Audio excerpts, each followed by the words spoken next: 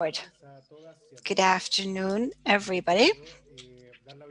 I would like to first welcome and thank the presence your presence here in this last panel.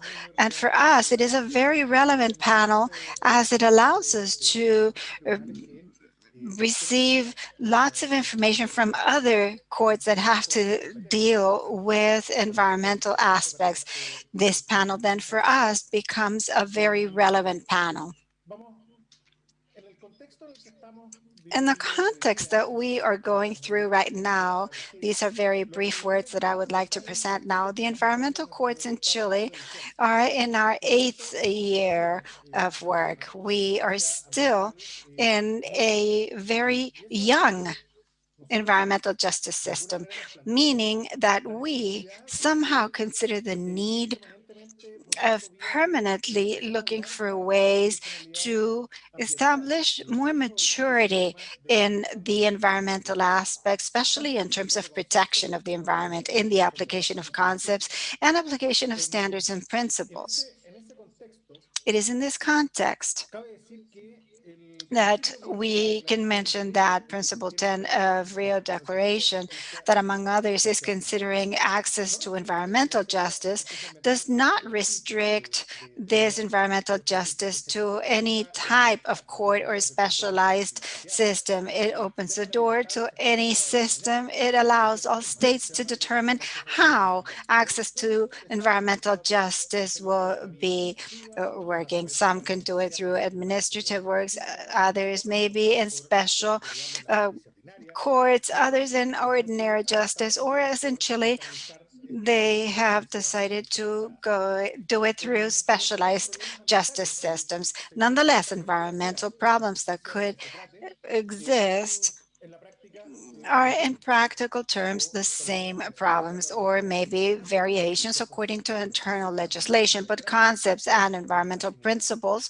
are all quite similar.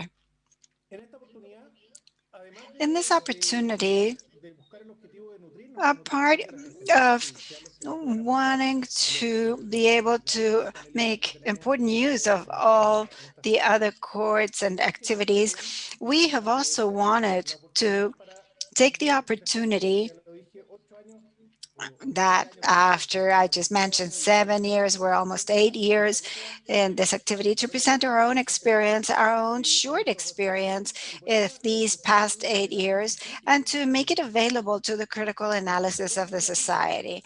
We understand that criticism is what allows us to grow and mature. It is in this context that this panel is considering judicial experiences where we have 4 tremendous panelists with the Chief Judge, Magistrate of Spain, Mr. Rafael Fernández Valverde, our Honorable Judge of the Environmental Appeals Board, Mary Kay Lynch, and we will also have a video that was sent previously given the time frame. The Chief Judge of the Land and Environment Court of New South Wales, Mr. Brian Preston, he is going to try to connect to this transmission, but in Australia it's 5 a.m. right now, so we cannot really ask him to be connected right now. So he was kind enough to send us a video that we will be showing. And I had the opportunity to see it at some point, and it is a wonderful presentation, a brilliant presentation that I really liked on a personal basis.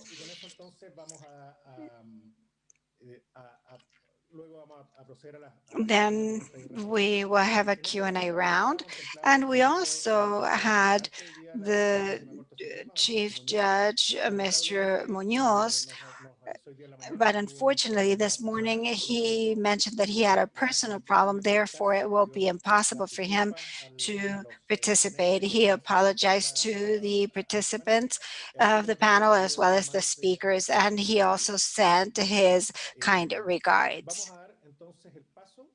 We will now then go to the first presentation, that is Mr. Rafael Fernández Valverde, whom I will be introducing right now.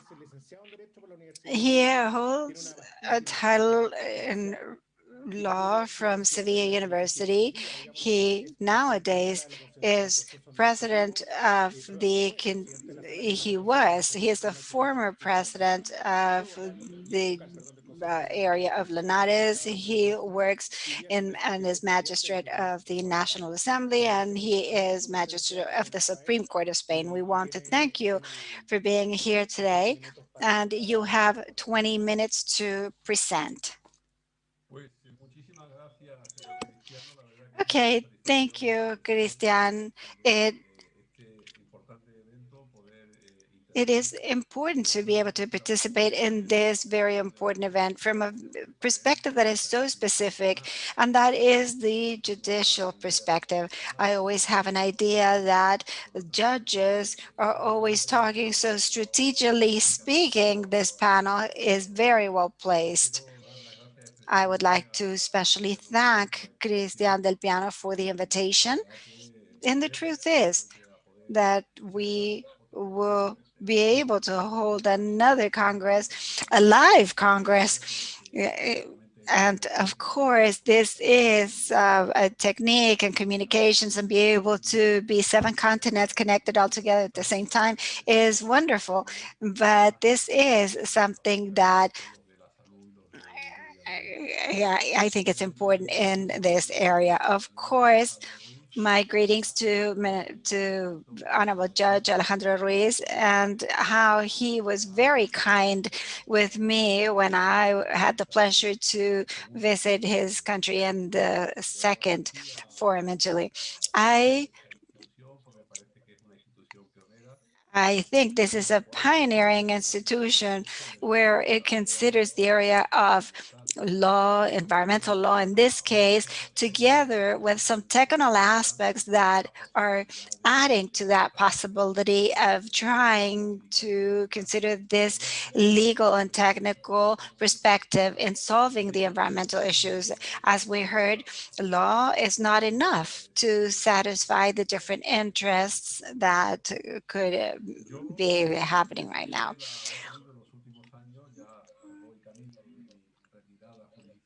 I am almost to retire, but I have had the feeling that there was an overflow of environmental justice somehow. This environmental justice is where the scope of activity is tremendously wide.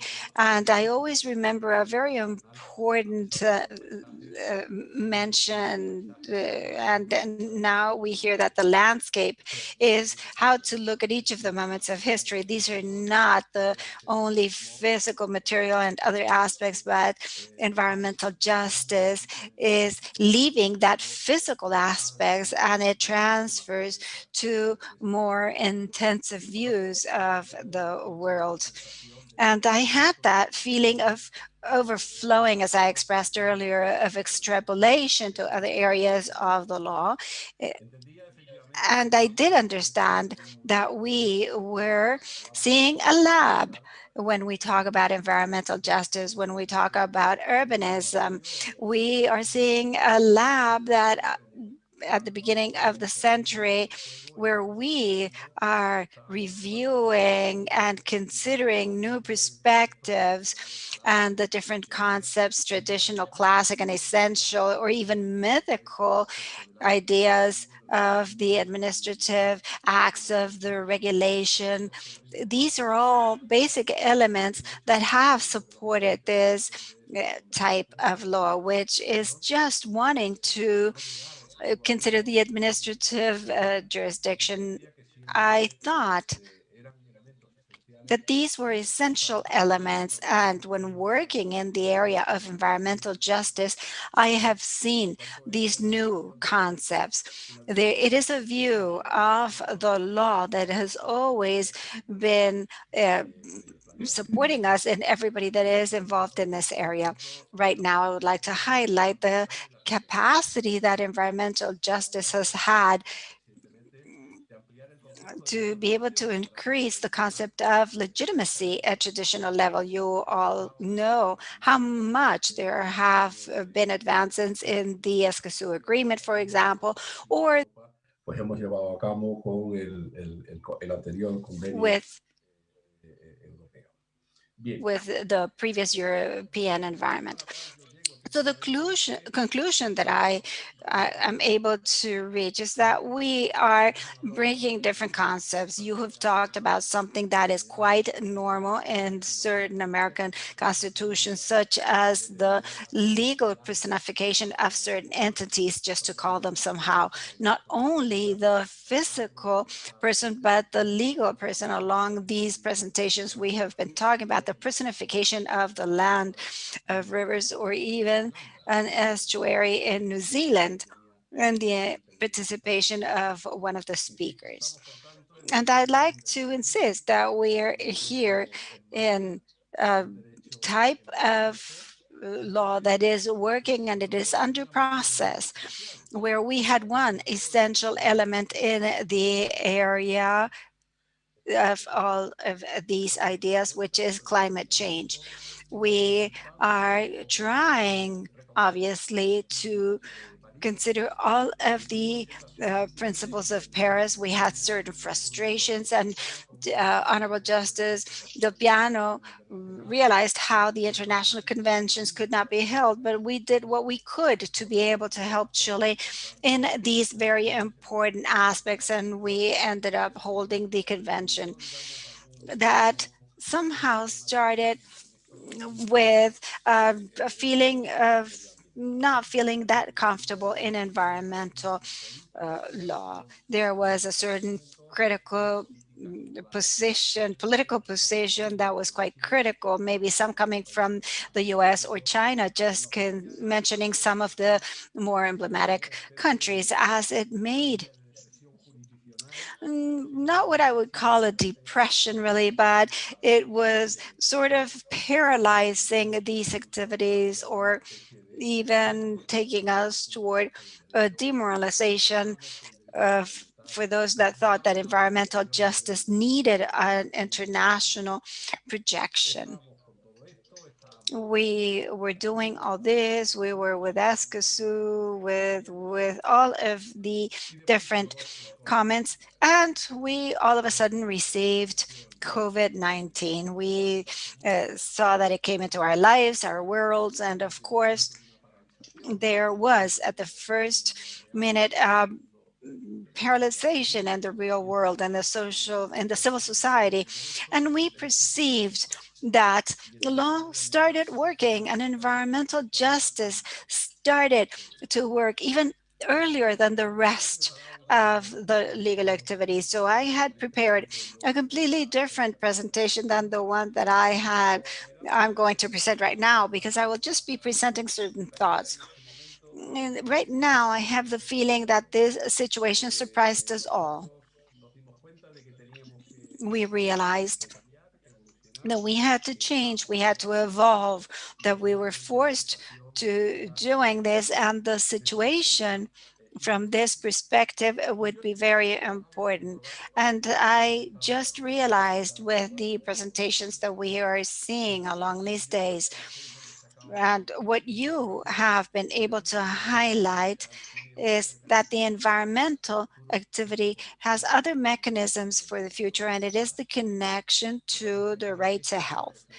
It seems to me that this is the main thought, is one of the main ideas that, from my perspective, are considering in these areas. I think environmental justice needed a subjective element that would graphically put together the person, the most intimate elements of people, such as health, for its projection in the world, as we all know. And the conditions are saying so. You can see how Article 45 of the Constitution is talking about the proper life, reasonable life, and of course, to have health and as considered in the Constitution. Each one in the different panels has participated from his own perspective, and everybody has been showing an important concern.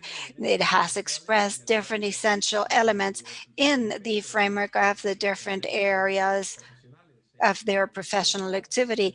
They are what they're considering, but I would like to consider that essential idea of really being able to use all this push, this progress that is moving around environmental justice to try to establish some type of projection of what human health would be in the this mutual activities.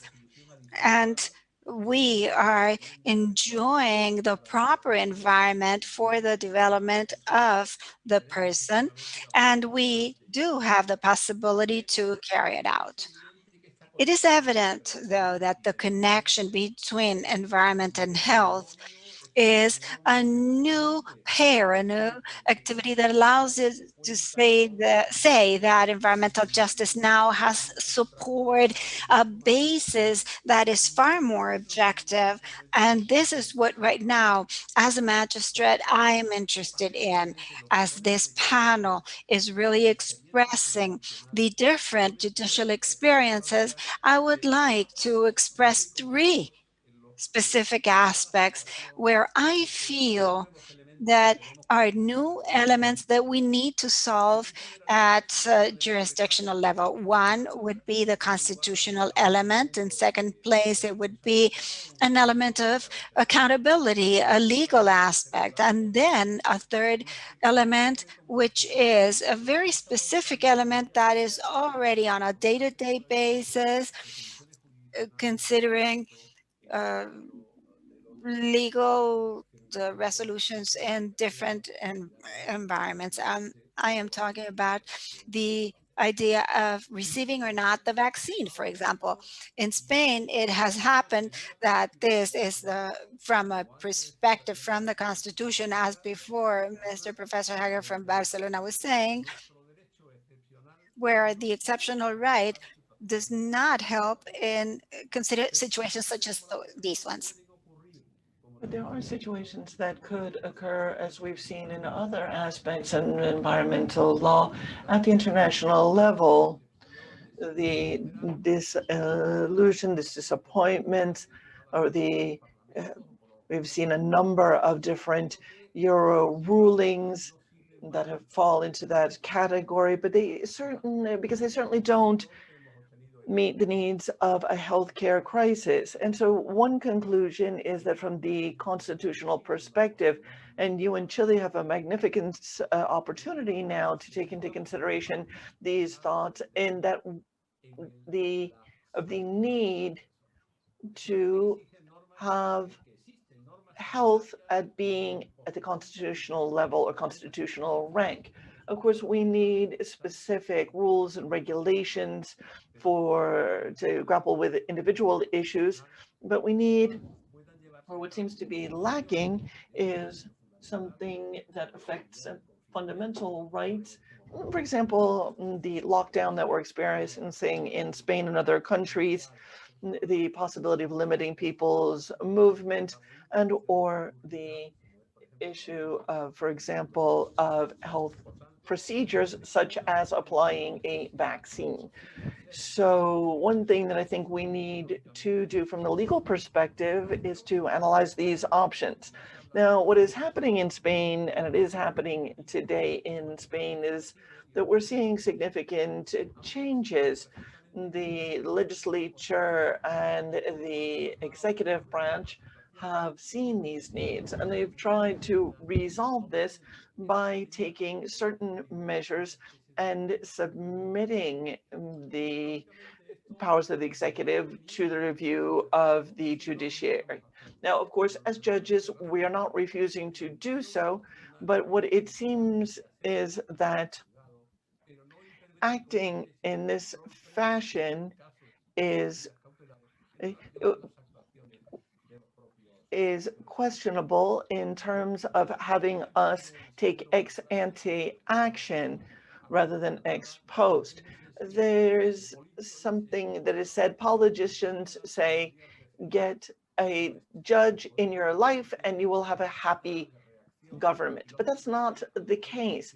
It's the executive that should have the ability to react, and it will be the judiciary that, as usual, picks up the pieces.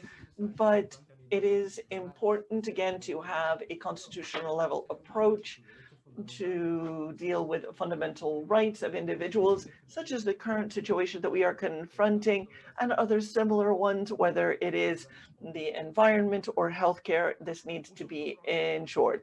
A second issue that has been of concern, and where we've seen a case that we've seen in recent rulings, is who is liable. We're talking about political liability, criminal liability. We're talking more about who is liable in economic terms. Let's say, I hope that we certainly don't see that these vaccines, for example, appear to be ineffective.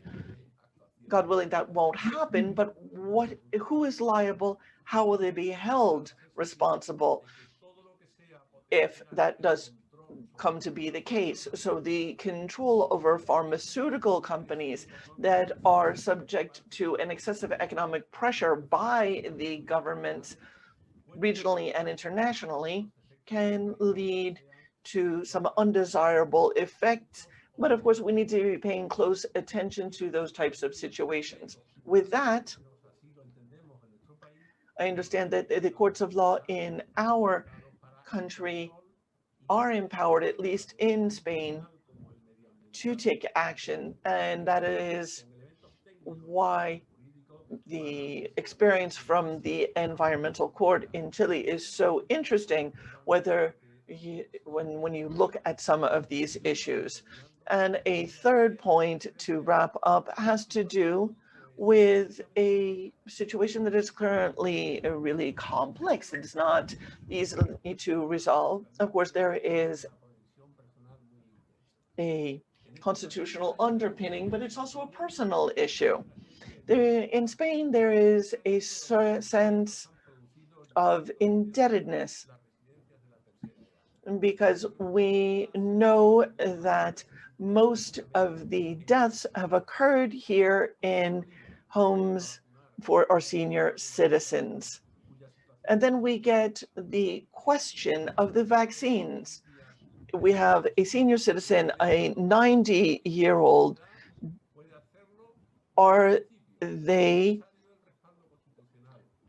Should they receive these vaccines first? Are they in a cognitive position to agree to such an action?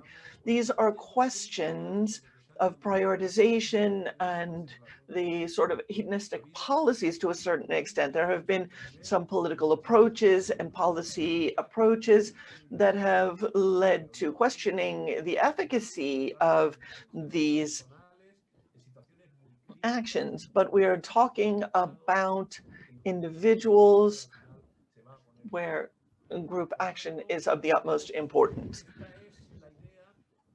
So those are some of the thoughts that I wanted to share with you.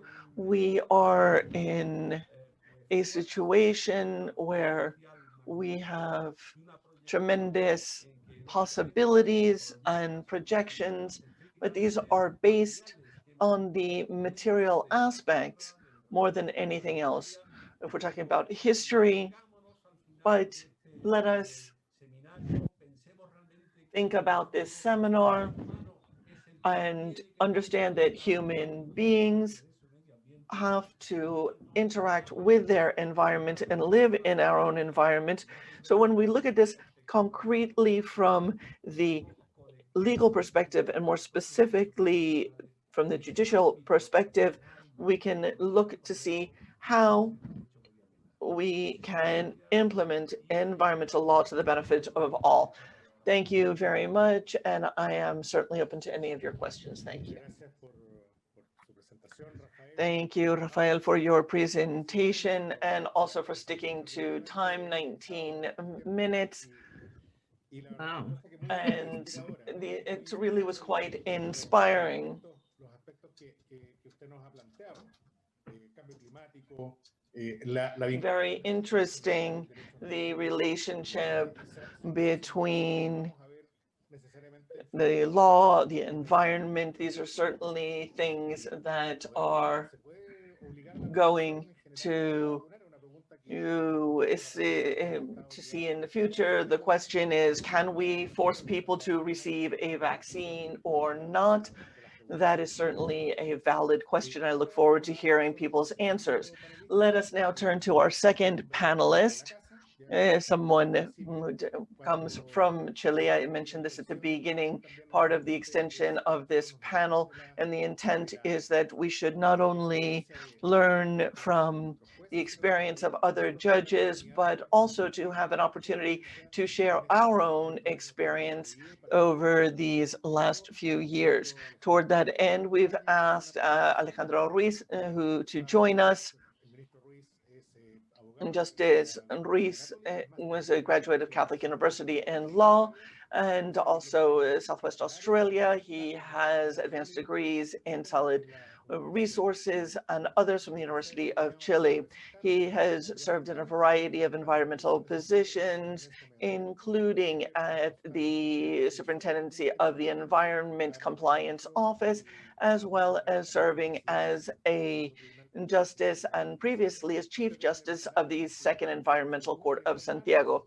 So just before I give him the floor, let me remind you that you can pose your questions by chat on the website of the event, and we will summarize these questions and pose them to our speakers at the end of the event.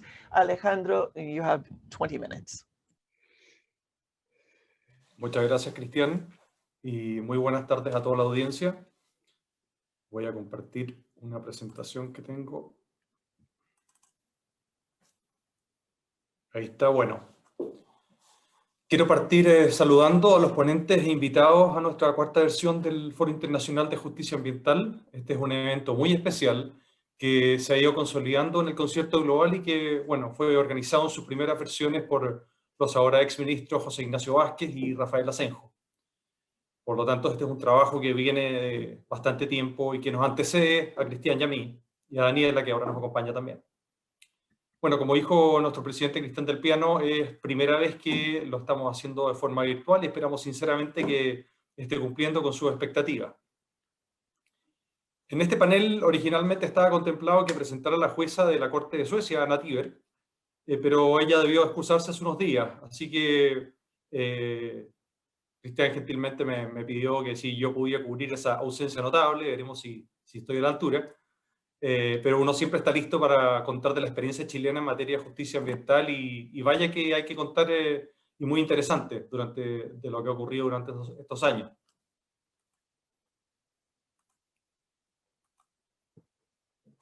Bueno, la presentación que quiero compartir con ustedes. So the presentation I'd like to share with you, these 20 minutes, is divided into three parts. First is the general aspects of environmental courts. The second is about the way we've addressed different aspects underlying our cases. And the third has to do with the challenges. It's basically one large challenge that we've had these years.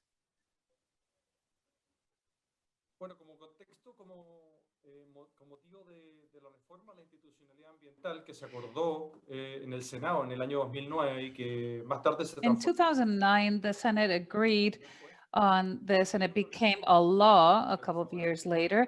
There was an environmental institution created, the environmental courts were created, and in 2013 they began to operate in Santiago, Valdivia, and later in 2017 in Antofagasta.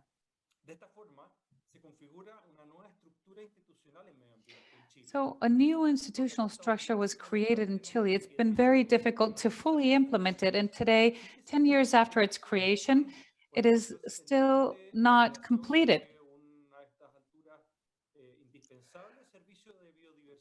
due to the lack of certain services, for example, of biodiversity and protected areas. That's what we need the most. We need to manage protected areas, endangered species, and other parts of Chile in order to fully implement it.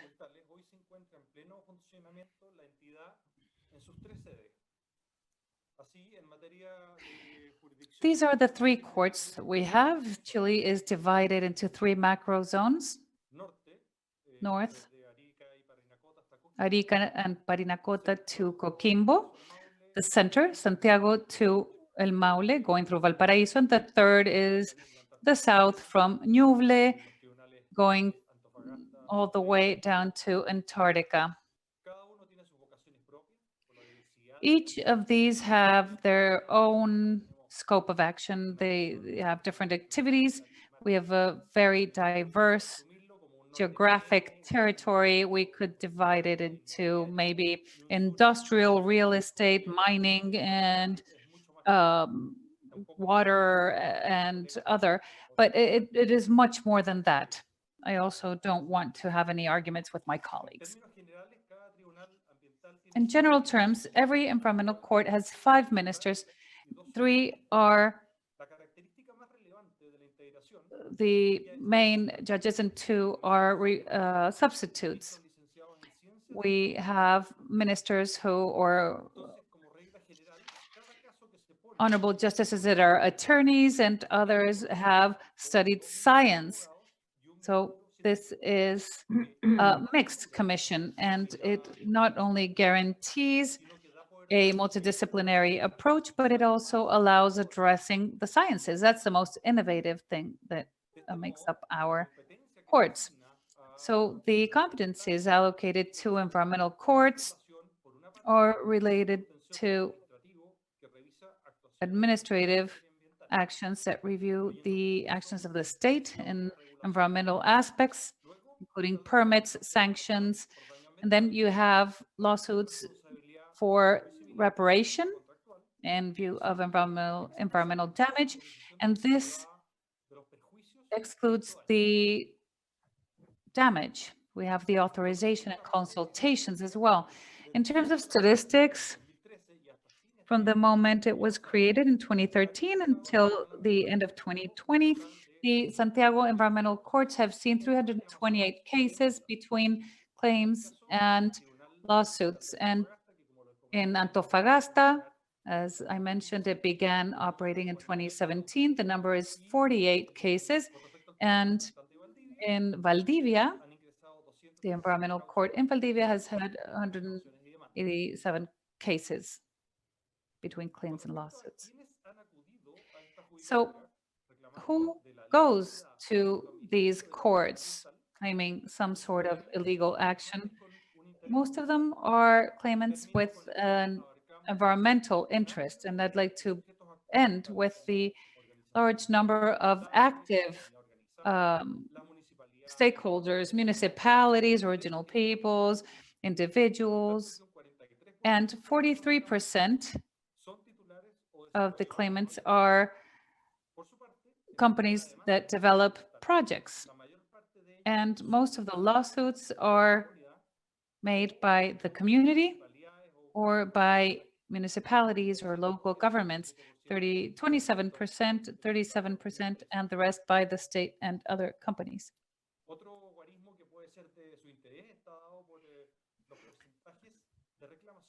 Here is the percentage of claims that have been accepted and which have been rejected. 49% of the claims presented or submitted to this court have been rejected, and 41% have been accepted, and 16% partially. Now, regarding the lawsuits for environmental damage, 56% have been rejected and 46% have been accepted. And or been ruled admissible. And basically, in the past, many more were declared inadmissible. The effects are many, but today there is a legal community that is more knowledgeable of these processes. And as Professor Manuel Núñez said yesterday, when speaking of original peoples, the debate is much more sophisticated. Finally, as I mentioned in the third column, 70% of the cases taken to the Supreme Court have declared admissible only 30% of the cases. Now, to conclude this introduction, I must mention an important aspect here, which is the evaluation of the evidence, where the legislator separates from the traditional system. And the evidence is analyzed according to legal reasons, logical, scientific, technical, or experience. And these will be used to allocate a specific value to the evidence, or maybe they are dismissed. This is important for environmental judges. It's important to adequately motivate our divisions because they contain legal and scientific aspects. But we can't necessarily carry out papers for all these judgments. The second part I mentioned has to do with environmental risk and justice.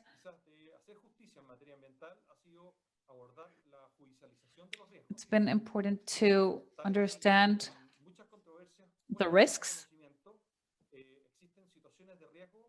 There are many risk situations that have been addressed, but always within legal frameworks. Defining a risk is complex. It always has been. And the term risk mentions that it is an undesirable state of reality that could take place as a result of natural activities or human actions. And there's socio-natural events as well, which is a relationship between nature and society, the natural phenomena plus society, which generates risk situations. And this has been very evident in places where there's socio-environmental conflicts, especially when these are large-scale projects or industrial areas.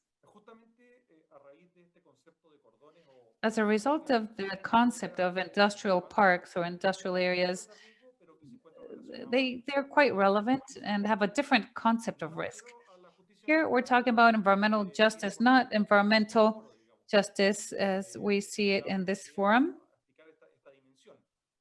That would explain this dimension. Our legislation does not necessarily have this concept of environmental justice. That's why Dominique Hervé, for example, has said that this is one of the fundamental aspects of Chilean law, a formative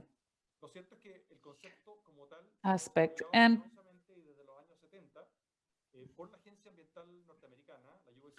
the US EPA basically mentions the equitable distribution of environmental loads so that public policies, and especially territorial ones, can consider this symmetry where part of the population takes the burden of an industrial effect that benefits many.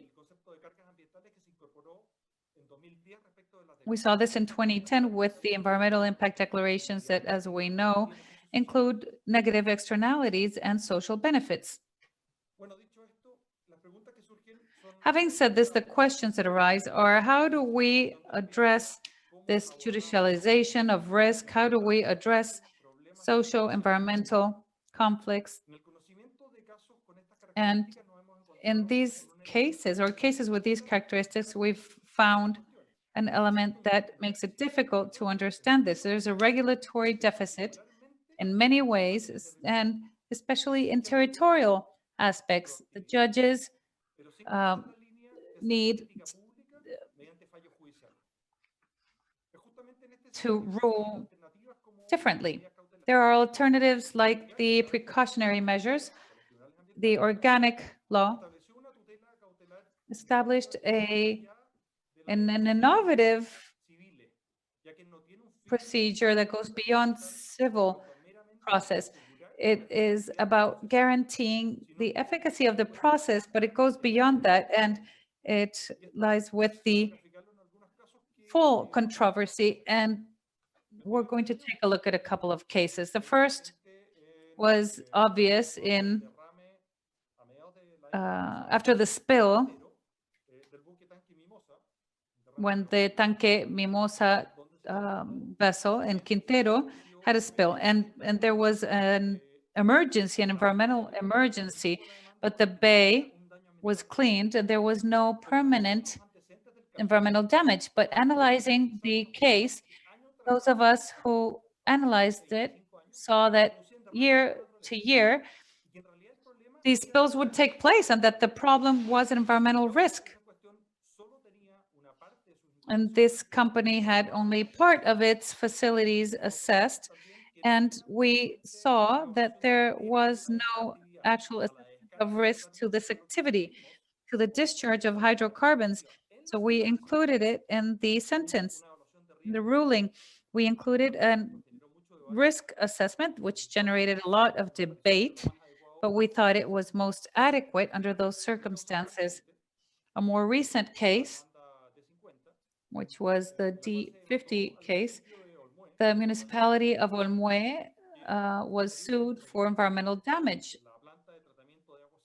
alleging that their wastewater treatment plant was being mismanaged, and the community sued. So since there wasn't any updated monitoring information, there was a need to manage this risk and ordering the carrying out of an independent environmental audit to be carried out by the municipality, carried out at the plant by a technical organization duly registered in the Superintendency of the Environment, the SIS. That is where they then proposed some corrective measures. And this refers to risks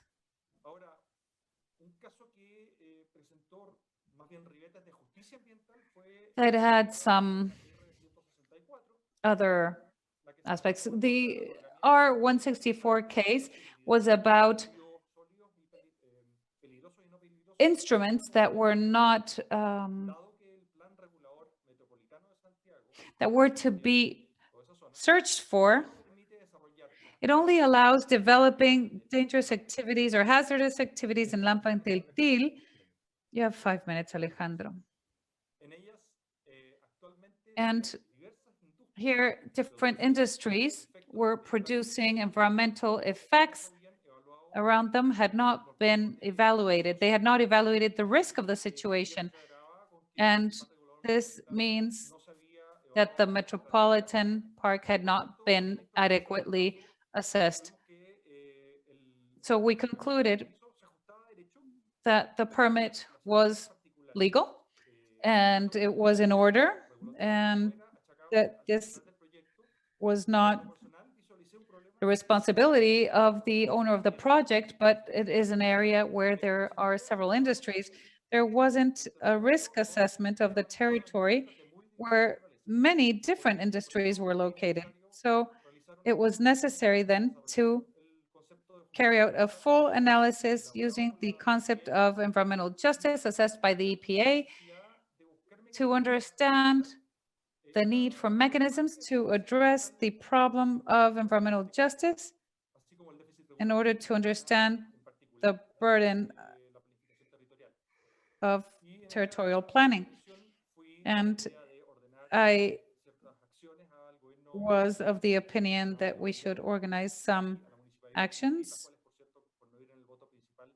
to request some actions and studies from the different municipalities. A more recent case, more well-known, is the case of the Prevention Anti-Contamination Plan of Quintero Puchuncaví, which has had several episodes of contamination and poisoning of people.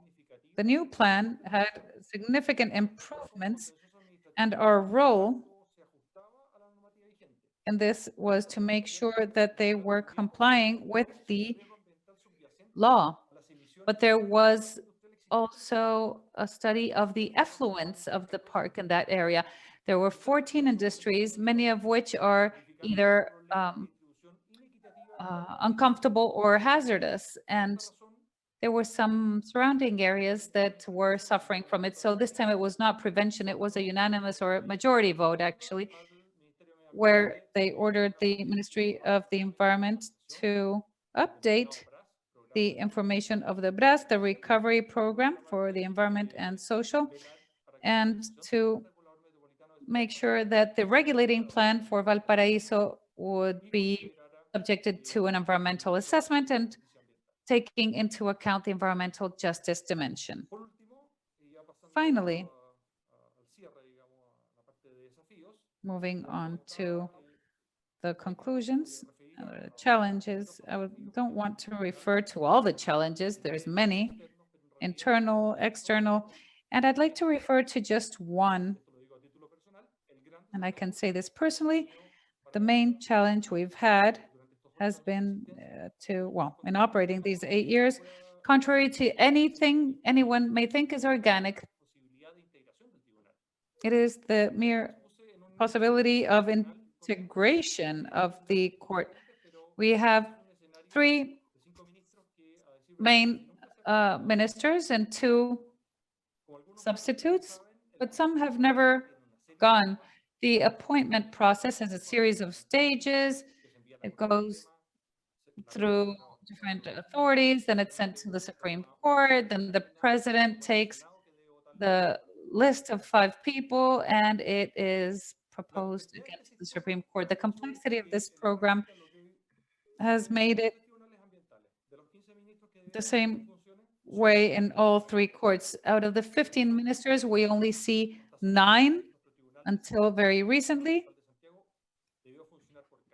The courts have had to work for 14 months with only 2 ministers, and even using all of the tools they have for integration, it was not possible to complete the hearings or to hold the hearings. If we consider all these appointments and the election of names, it's 106 days, and this does not consider the political negotiation process in the Senate. You can add 2 more months, and there's a series of other procedures, the swearing in, and all the other procedures can add 2 or 3 more months. So we can easily come to a 1-year vacancy for positions that last 2 to 3 years. This has all been socialized by the Supreme Court because together with the Public Management Office, it was mentioned that the procedure to assess the candidates is something that the judiciary is responsible for according to the Constitution. There is no reason to hold these processes to other similar ones.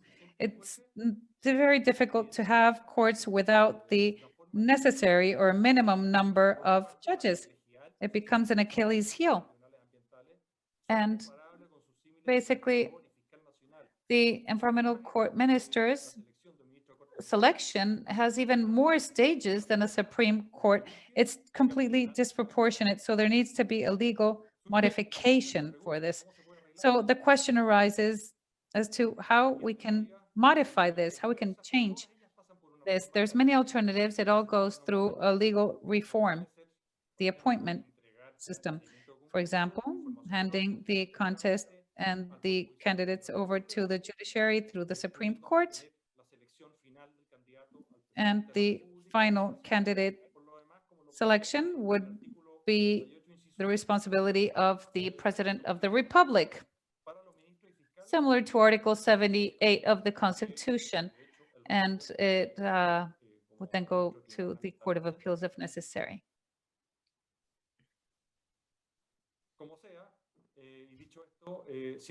Having said this, it's always an honor, a privilege, and a huge responsibility to work at the environmental courts. And in fact, this always offers us some way to continue doing our work in an uninterrupted fashion. Thank you. Thank you very much, Alejandro. Very interesting presentation. And yes, the legal aspect of all risks is what we have been doing in our work, as well as the topology of risk in matters of environmental impact. The concept of environmental material justice,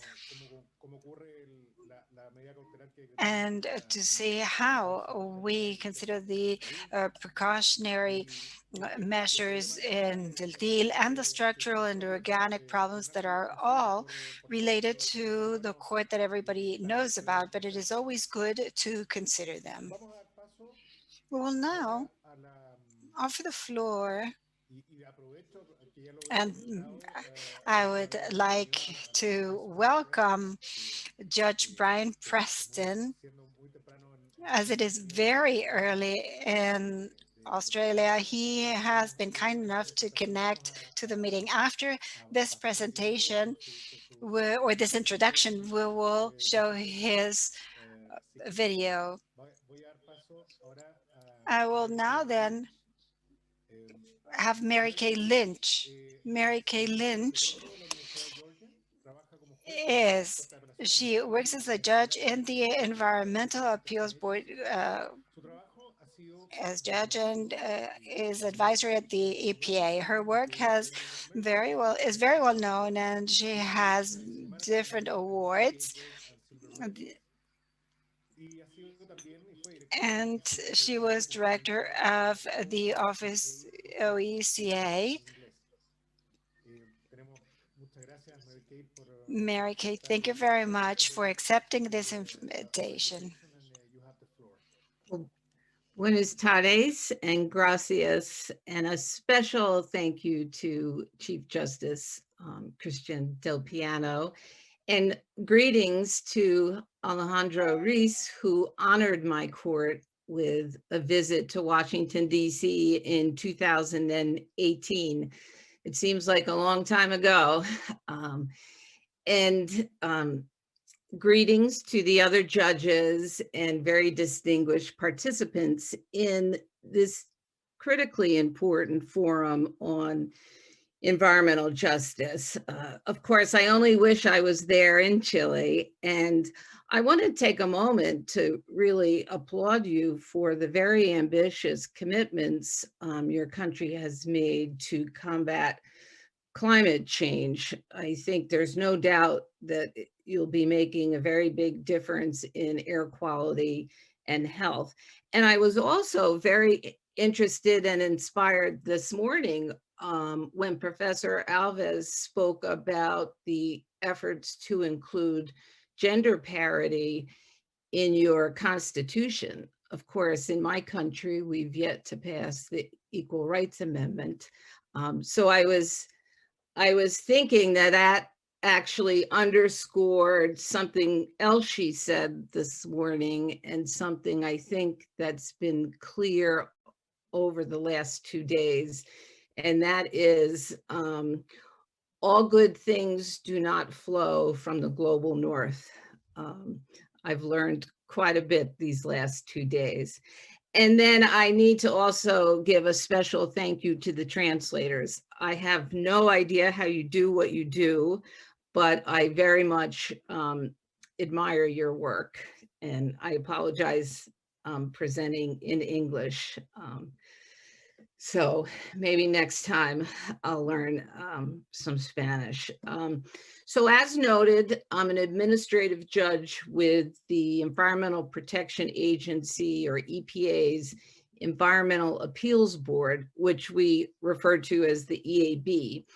And I hear and decide appeals of environmental cases, including challenges to federally issued permits under all of our environmental statutes, and then also to federal enforcement actions that the EPA takes.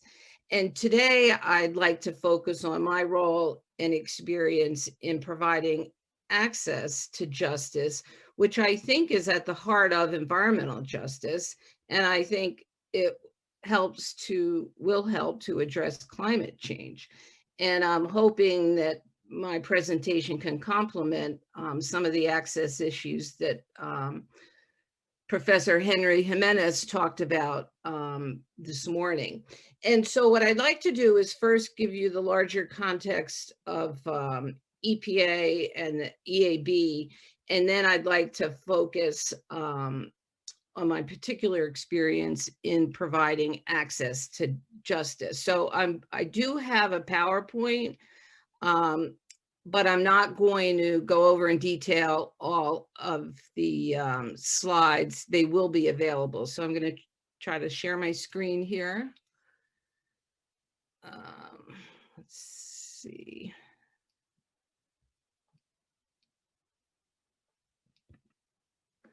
All right, can you see that? Yes, I can see that. All right, great. So the first slide illustrates some of the structural points I want to make. The EAB, the tribunal I sit on, is a specialized administrative tribunal located within the United States Environmental Protection Agency. And as a matter of fact, EPA just celebrated its 50th anniversary. EPA was established on December 2nd, 1970 by President Nixon. And in fact, over the last 50 years since 1970, we've actually made a tremendous amount of progress. So for example, since 1970, air pollution has fallen more than 77%. And 92% of our community water systems meet all health-based standards. And I want to say that, point out that we've made this environmental progress at the same time our economy was growing really by leaps and bounds. So we think the two can go together. And in fact, what we've learned over the years is that environmental degradation is actually an impediment to economic growth. But of course, what we need to focus on, as many speakers at the conference have said, is sustainable development. And of course, we have a lot more work to do, and we face many challenges, not the least of which is the climate crisis, indeed pandemic, which I also think is an environmental justice issue. But I'd like to offer that I think that the court that I sit on, the EAB, has been an important part of the progress we've made in the United States in making environmental justice a reality, regardless of where you live in this country or your political or economic status. And I would add, regardless of your gender or other personal or inherent attributes. And the EAB itself was established by regulation almost 29 years ago in March of 1992. So we have almost 29 years of a body of environmental law that's available. And even though we sit within the EPA, we are an impartial body and we're independent of all other components of the agency. And we have rules that protect that impartiality and independence. And so, well, why were we established in 1992? And it really was because there was a growing volume of litigation over the EPA permits and enforcement actions. But also what the rule talks about is allowing for a broader range of input and perspective in administrative decision-making and lending greater authority to EPA's decisions and and the conduct of fair adjudications. And we have rules that govern, again, our structure and our procedures. So what is our structure? Well, we're currently composed of 3 environmental appeals judges, including myself, and we're all career senior executives appointed through a competitive process. And again, we are not political appointees. And we all have significant environmental law experience, and we make our decisions sitting in panels of 3, and by rule, our decisions must be made by a majority vote. And so what's our role? Well, essentially it's to hear appeals in administrative enforcement cases and permitting cases under almost all of the US major environmental statutes, including the Clean Air Act. So next, who can appeal to the EAB? I'm not going to read the slide, but essentially, or generally, it's almost any interested party can appeal to the EAB over a permit. And for enforcement matters, it's if you're the recipient of an enforcement matter. But if at the trial level, the EPA enforcement office is dissatisfied with the decision, they can appeal to us as well. And a point I want to make in terms of access is that you can be self-represented. You don't need an attorney to have your case before our board. And in fact, we have many self-represented parties that appear before us, and there are no filing fees. So the next slide just illustrates where we fit into our government, and we are part of the we're part of the executive branch.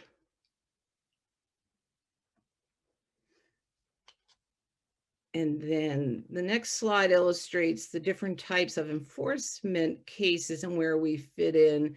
Basically, there are 3 types: criminal, civil, and administrative.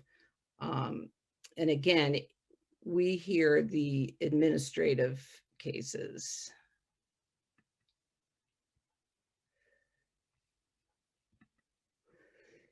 And this slide just illustrates the structure. I have a trigger finger here. The structure of federal administrative enforcement at EPA, and it begins with a complaint that is filed by the EPA enforcement office. And then if the person wants to challenge that, they go to a trial before an administrative law judge. And then if either EPA or the party who is subject to the enforcement action is dissatisfied, they appeal to us. And then if you don't like our decision, then you go to the federal civil court. And then this is a structure of permit cases. It begins with the issuance of a permit either by an EPA regional office or a tribe or a state that's delegated the authority to issue federal permits on EPA's behalf. And I would just point out here that states can, because of sovereignty issues, states cannot issue permits on tribal lands, but EPA can do so. Then this next slide talks about the purpose of having administrative review bodies like EAB and some of the benefits. And one I'll highlight is, we're providing expertise in very technical or legally complex matters, and we're evaluating and managing scientific evidence. You're not going to necessarily get that in the federal courts in the United States because they're courts of general jurisdiction, very broad scope, and the judges are not necessarily steeped in environmental law.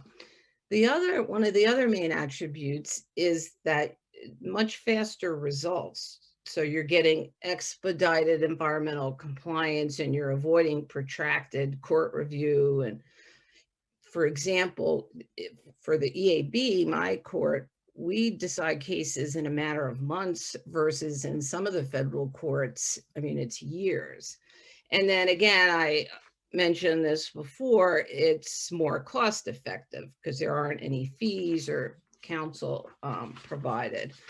And then, well, how has the EAB facilitated compliance with environmental laws? I won't repeat what was on the previous slide, although I think it would apply, but two things I want to highlight, and that is, I think we really make an effort to provide a meaningful chance for stakeholders to participate in the process, and we make the process transparent and public. Our hearings are open to the public, and our decisions are all made public. And the second point I want to emphasize is that we provide consistency and predictability. And well, what do I mean by this? Well, let me explain that we follow a system of precedence, and that is that the principles we apply in one case will also apply in later cases involving similar issues. And again, we have 29 years of case law. And our hearings, as I mentioned, are open to the public, and our decisions are publicly available. So this reliance on precedent combined with the availability of our arguments and our decisions helps promote clarity and consistency in the application of the law, and it helps guide behavior. So this next slide just illustrates at least four of the key principles that my body follows. And I was asked once what I thought the most important attribute for a judge was, and personally, I felt that it was impartiality, just in terms of the judge herself. And then the next slide just shows some of the attributes of providing full and fair hearings. And I'm not going to go over those, but again, if you have questions, you can contact me at a later time and I can go in more detail about, and these provisions are all by rule. And the same is true on the next slide for our rules for enforcement decisions. But this slide I want to focus on, and it's near towards the end of my remarks, on public access. And I first want to talk about the public access we provide to tribes. And as we discussed earlier this morning,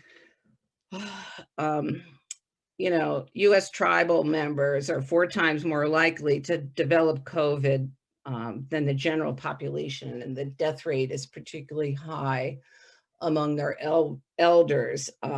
So it is a vulnerable population for a number of reasons. But my tribunal has a long history of providing a forum to tribes to challenge or express their views, particularly in cases involving permits or licenses that are on tribal lands or impact their land or interests. And under US laws, tribes have sovereign rights, and the US has special trust and consultation responsibilities. And in many cases, EPA issues the permits on tribal lands. And these are most of the cases that are appealed involving tribes that come before the board. And again, states, because of sovereign issues, states cannot issue permits on tribal lands.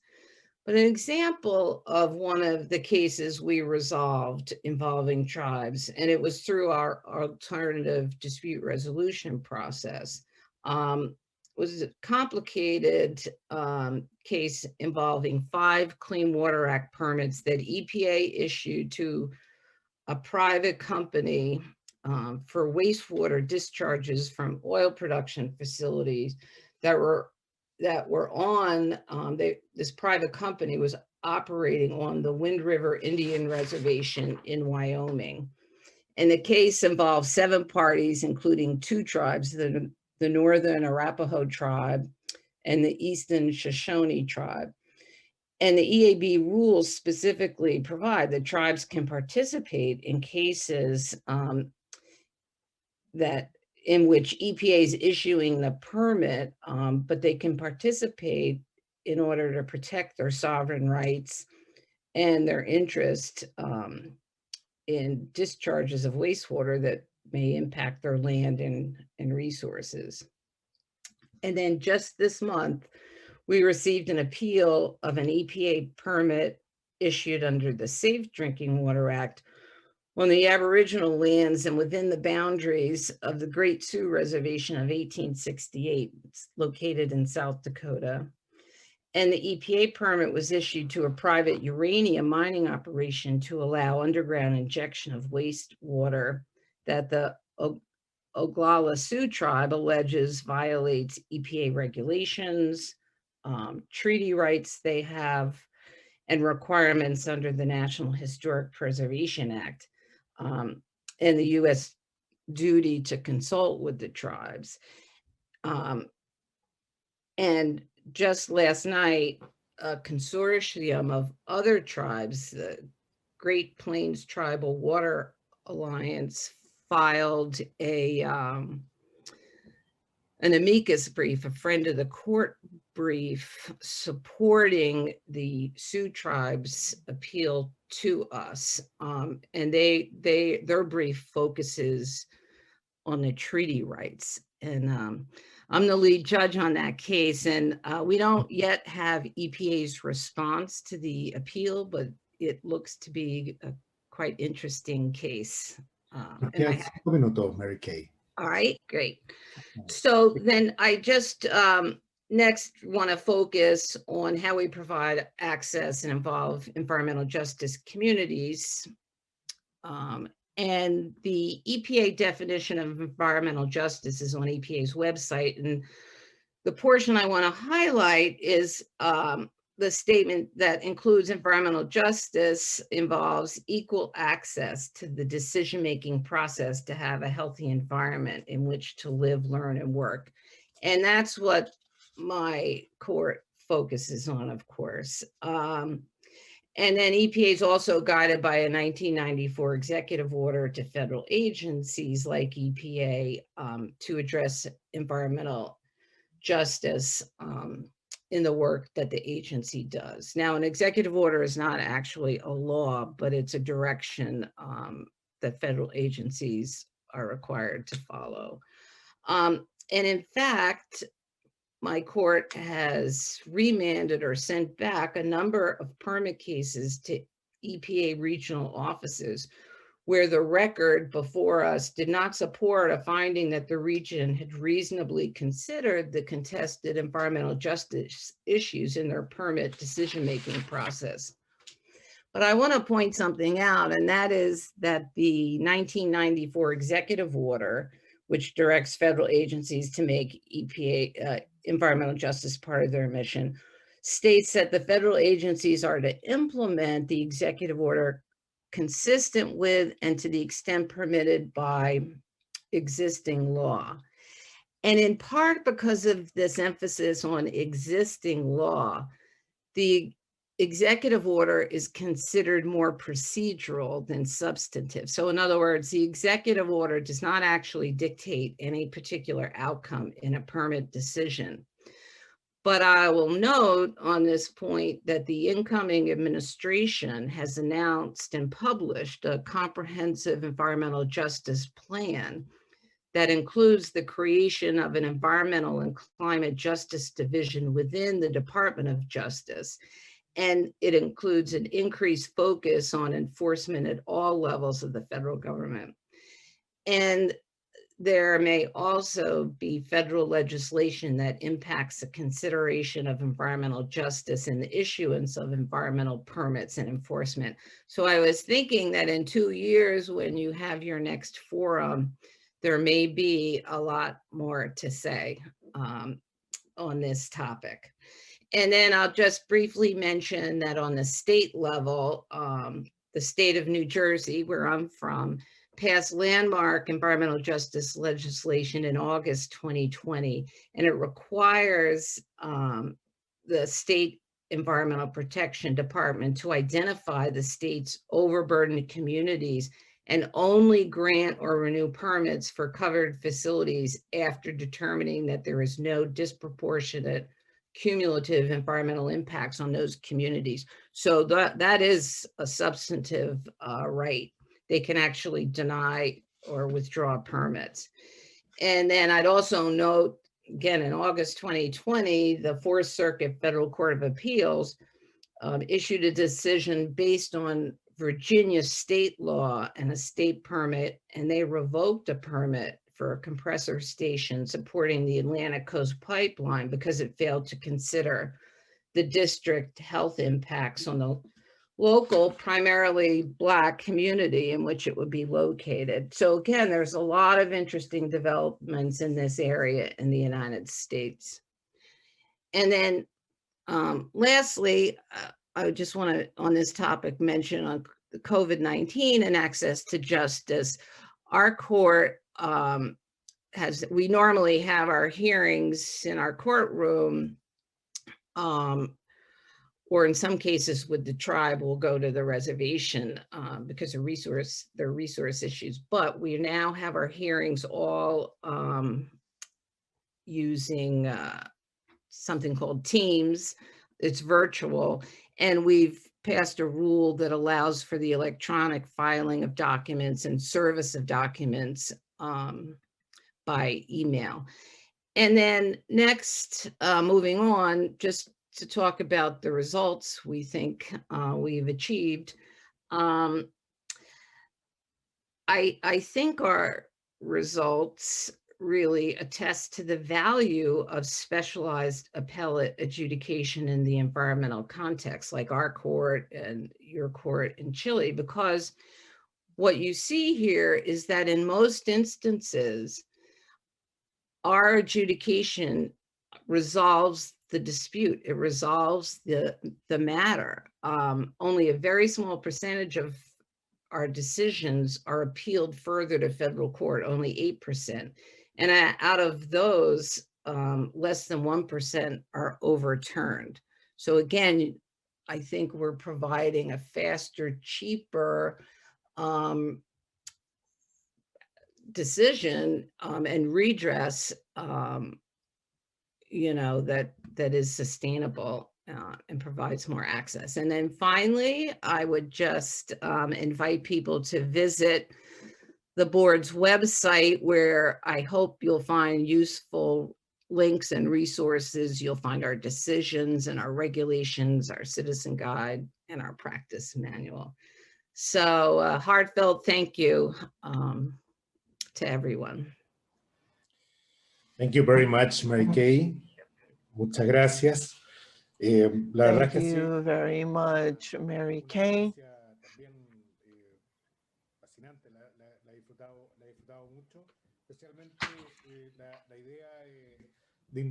I really highlight the concept of independence and partiality that you've noted, and also noting that we are a bit subject necesidad o a esta tendencia to this trend to increasing access to justice and having administrative courts or other courts to focus on these types of things.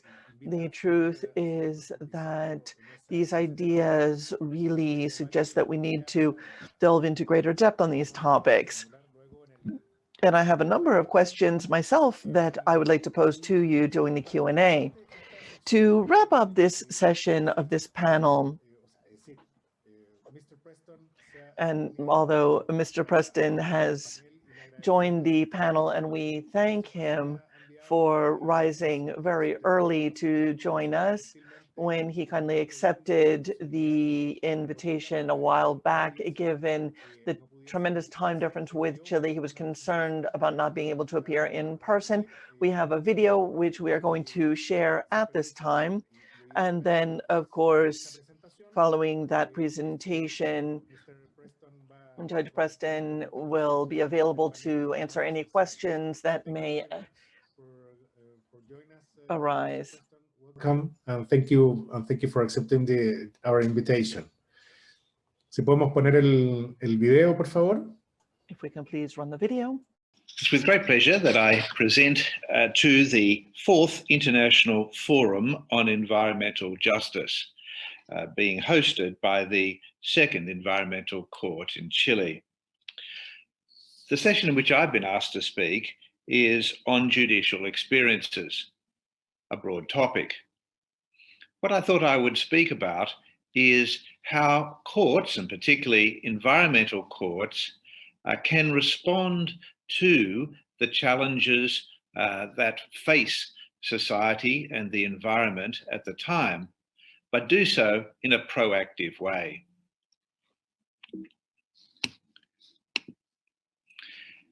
The outline of my discussion of the experience of courts will be threefold. First, I'll say how courts respond to societal change. Secondly, I'll say how courts in turn drive societal change. With that general discussion, I'll look at the particular example of the Land Environment Court of New South Wales, of which I am the Chief Judge. We can start with this proposition, which we all agree, and that is courts are responsive institutions. So courts respond to matters that are brought before them. Courts rarely act sua motu, that is, on their own motion. There are some instances of courts, particularly in India, that do move on their own motion. But elsewhere, that is very rare. Courts await parties bringing matters to the court. Now, also, of course, courts do not have their own agenda, either for law or policy reform or for societal change. So how do courts respond to societal change? Well, there are changes in society and they can drive changes in the law. So put shortly, the societal change can influence court decisions. A former Chief Justice of Australia, the Honourable Robert French, put it this way: with legal change and social change, the question may often be asked, which comes first, the chicken or the egg? In a sense, societal change always comes first. The cases which come before the courts and place demands on existing principles are a reflection of things happening in wider society. The courts do not have an agenda for promoting social change. So how does societal change influence court decisions? Well, the influence of society's attitudes on judicial decision-making can be seen in what may be referred to as both easy cases and hard cases. Now, easy cases are where there is no dispute about what the law says or how it applies to a particular set of facts. Hard cases are where there is a dispute about what is the relevant law, or what relevant legislation means, or whether and how the relevant legislation applies to a particular set of facts. Now, Jeremy Waldron disputes that there is any bright line between easy cases and hard cases. Nevertheless, the concept of easy cases and hard cases is a useful one to explain the different ways in which societal change can influence court decisions. So let's start with easy cases. Now, in easy cases, courts simply apply obviously applicable legislation. They find that particular legislation, it's obviously applicable, and they understand what the legislation means. Now, all legislation is normative. That is, it fixes and directs the action that needs to be taken according to norms that are embodied in the legislation. In environmental legislation, the norms may reflect the environmental consciousness of society. Let us take climate legislation. The legislature responds to societal attitudes calling for governments to take action about climate change. And so when the climate legislation is passed, they reflect that environmental or climate consciousness of society. So when courts apply legislation, they are applying the norms of society that are reflected in the legislation. Let's come to hard cases. So in hard cases where there is no existing legal rule that is immediately applicable, courts need to find and then interpret the legal rule to be applied. Now, there are different views as to how this is done. If you compare the jurists H.L.A. Hart and Ronald Dworkin, you'll see different attitudes. Hart suggests that judges do make law, and that is quite legitimate to do so, while Dworkin suggests that judges do not make law, but instead find the law. I won't go into the different jurisprudential differences in jurisprudence that each of these jurists put forward. But what is important is, no matter which way judges make decisions, whether it is the way in which Hart suggests or whether it's the way that Dworkin suggests, judges will take into account moral considerations in making the law, which is what Hart says, or in finding the law, which is what Dworkin says. Now, these moral considerations include society's attitudes, which includes their environmental consciousness.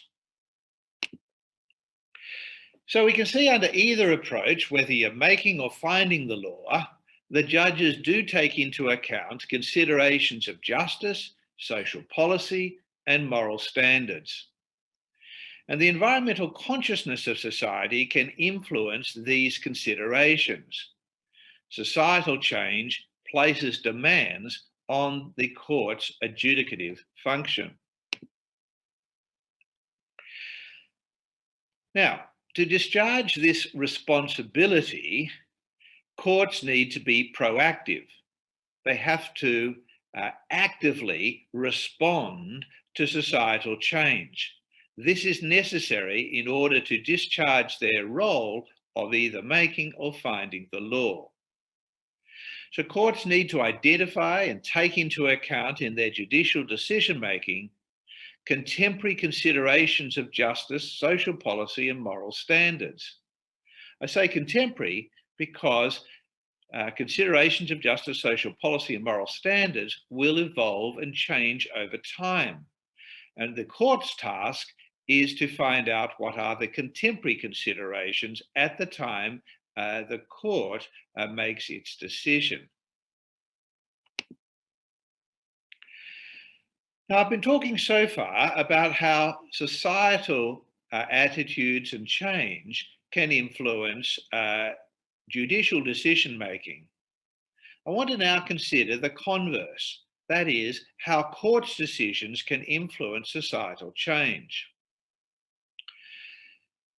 Now, the legal change that affected by the court's decisions can drive societal change. It does this by influencing societal's awareness and attitudes. Now, one example is in the area of climate change litigation. So the court's decisions in climate change litigation can raise or lower climate consciousness of society depending upon what is the particular decision. So cases that have been made, decisions such as made as in the Netherlands of the agenda litigation at both the first instance decision in the district court in The Hague to the Court of Appeal decision in The Hague, through to the Supreme Court of Netherlands decision, all have had an effect of not only raising climate consciousness in the Netherlands, but also insofar as other countries look to that those decisions raise the climate consciousness in other countries. So how does the judicial decisions do this? Well, they do it in the four ways in which the judiciary performs its role.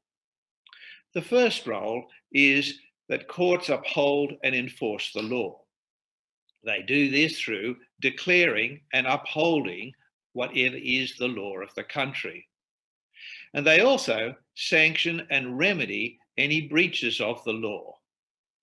And so when they're making their decisions and they publicize those decisions, that has the effect of raising the consciousness of society and the actors in society about the law.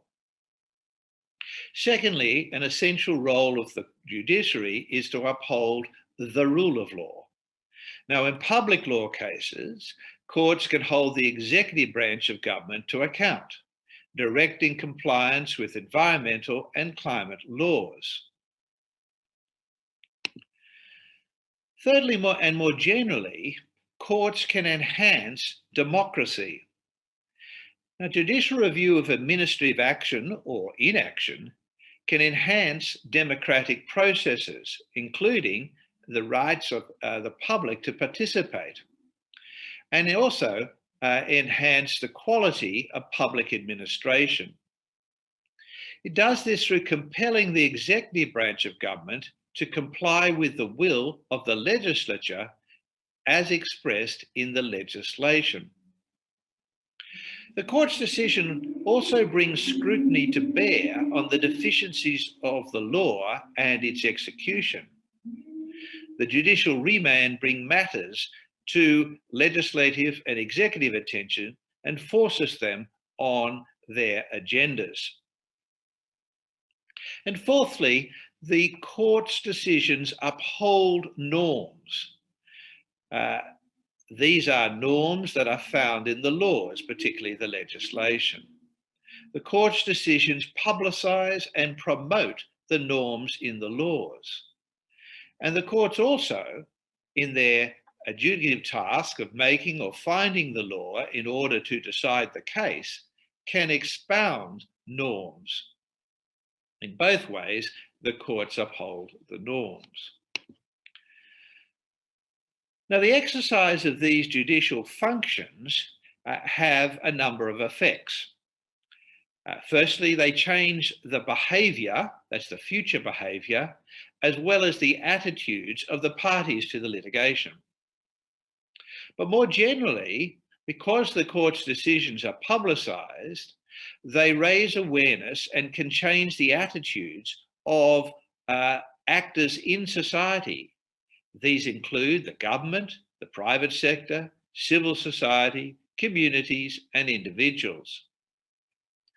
And more generally, because law is itself a form of social ordering, when the courts change the law through their adjudication, they change the patterns of social ordering. And insofar as the court has said what has been deficiencies in governance, then that can have an effect on changing governance, whether by the government itself or by the private sector. Let me now come to apply these general considerations to a particular court, and the court is the Land and Environment Court of New South Wales. Now, the court is an old court. It was the first specialised environmental superior court in the world, and it commenced operation in 1980. Over 4 decades, the court, through its decisions, has effected both types of change. Firstly, it has effected legal change by responding to the changing considerations of justice, social policy, and moral standards. but it also has influenced social change by its decisions.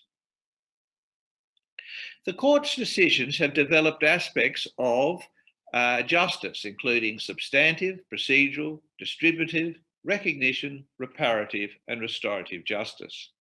Let me just highlight the ways in which it has done this. Starting with substantive justice, the court has developed the substantive justice in three areas.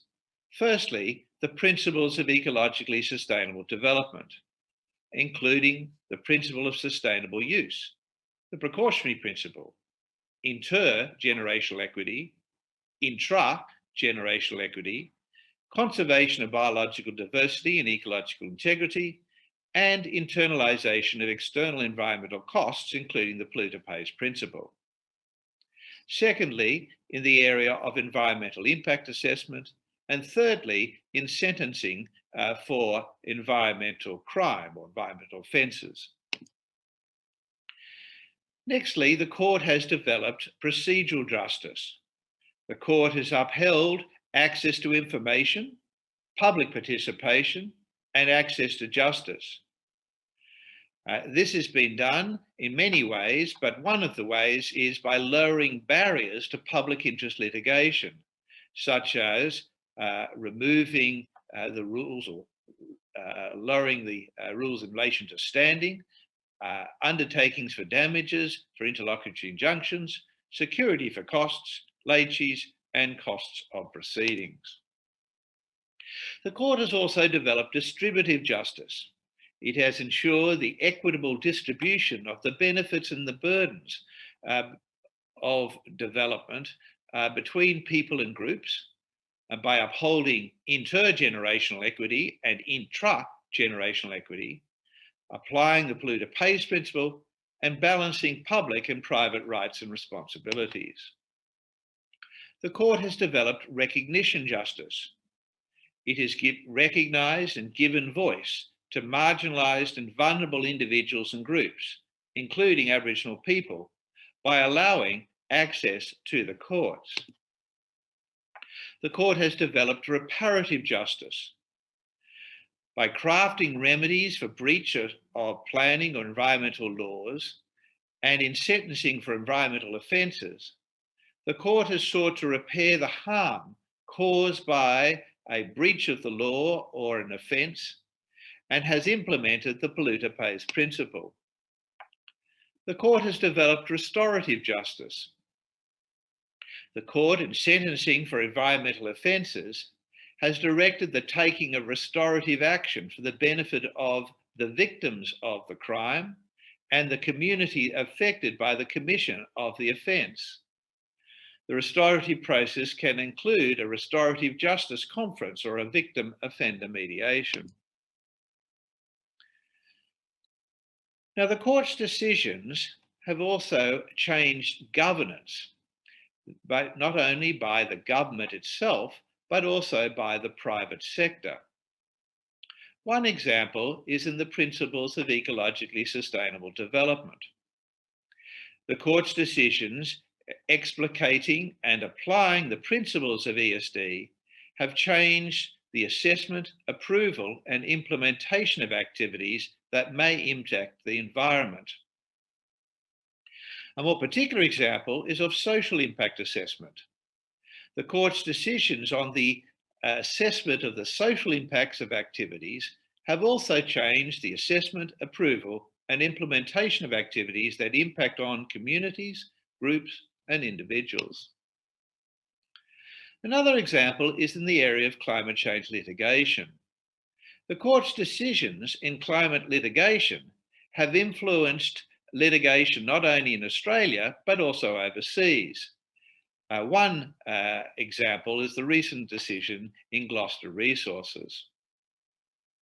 Now, the Gloucester decision, one professor said, is certainly getting attention outside of Australia. Climate litigation is emerging everywhere around the world, meaning that people have an interest in seeing what courts in other countries decide.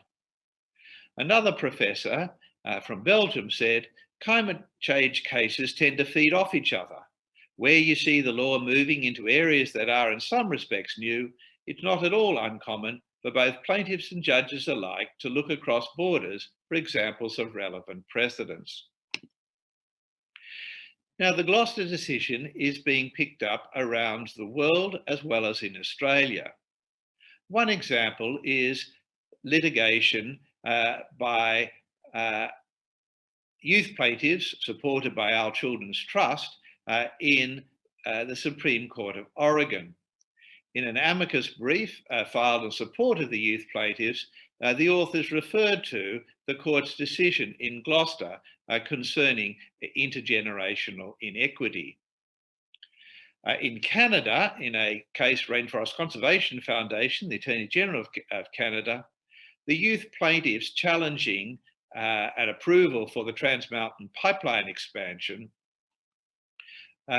argued that there needed to be consideration of downstream emissions. And the plaintiffs referred to the reasoning in the Gloucester decision, rejecting the market substitution argument.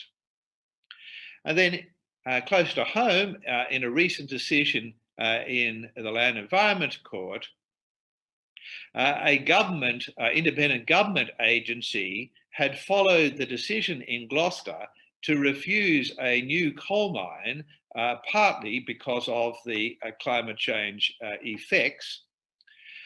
The miner, who was disappointed by that decision, sought to judicially review the government's decision. That was recently held to be unsuccessful, and the court rejected it. So let me conclude. The famous jurist Oliver Wendell Holmes said, "The life of the law has not been logic, it has been experience. The felt necessities of the time, the prevalent moral and political theories, intuitions of public policy, whether avowed or unconscious, even the prejudices which judges share with their fellow men, have had a good deal more to do than the syllogism in determining the rules by which men should be governed." So too, we can see that the life of courts dealing with environmental disputes has been experience, responding to an ever-changing society and environment. Thank you for your attention. Muchas gracias, Brian, por su extraordinaria presentación. Thank you very much, Brian, for your remarks. And we really appreciate how the courts are responding to social change and other, as well as the ability to influence social change. These two pillars of your presentation, Your Honor, have been very interesting and I think are core to our consideration, and the work that you have done is certainly an example of that in terms of the role of the courts in a society that is evolving, in a society that is increasingly fluid, liquid, as some would say. It's much harder in many cases to read societal preferences and norms. We'll turn to the Q&A session at this point. We have a number of questions. Let me start with Rafael. I have 3 questions for you. I have 3 questions for you. I will present the 3 questions and you organize how to respond them. What would establish a difference between the right of life in terms of health of people and it's the right to life and the right to health and a healthy environment? The second question is how to overcome the anthropocentric view and to be concerned about life and health. Do you think it is important to overcome this anthropogenic view, or can we approach this issue from this view?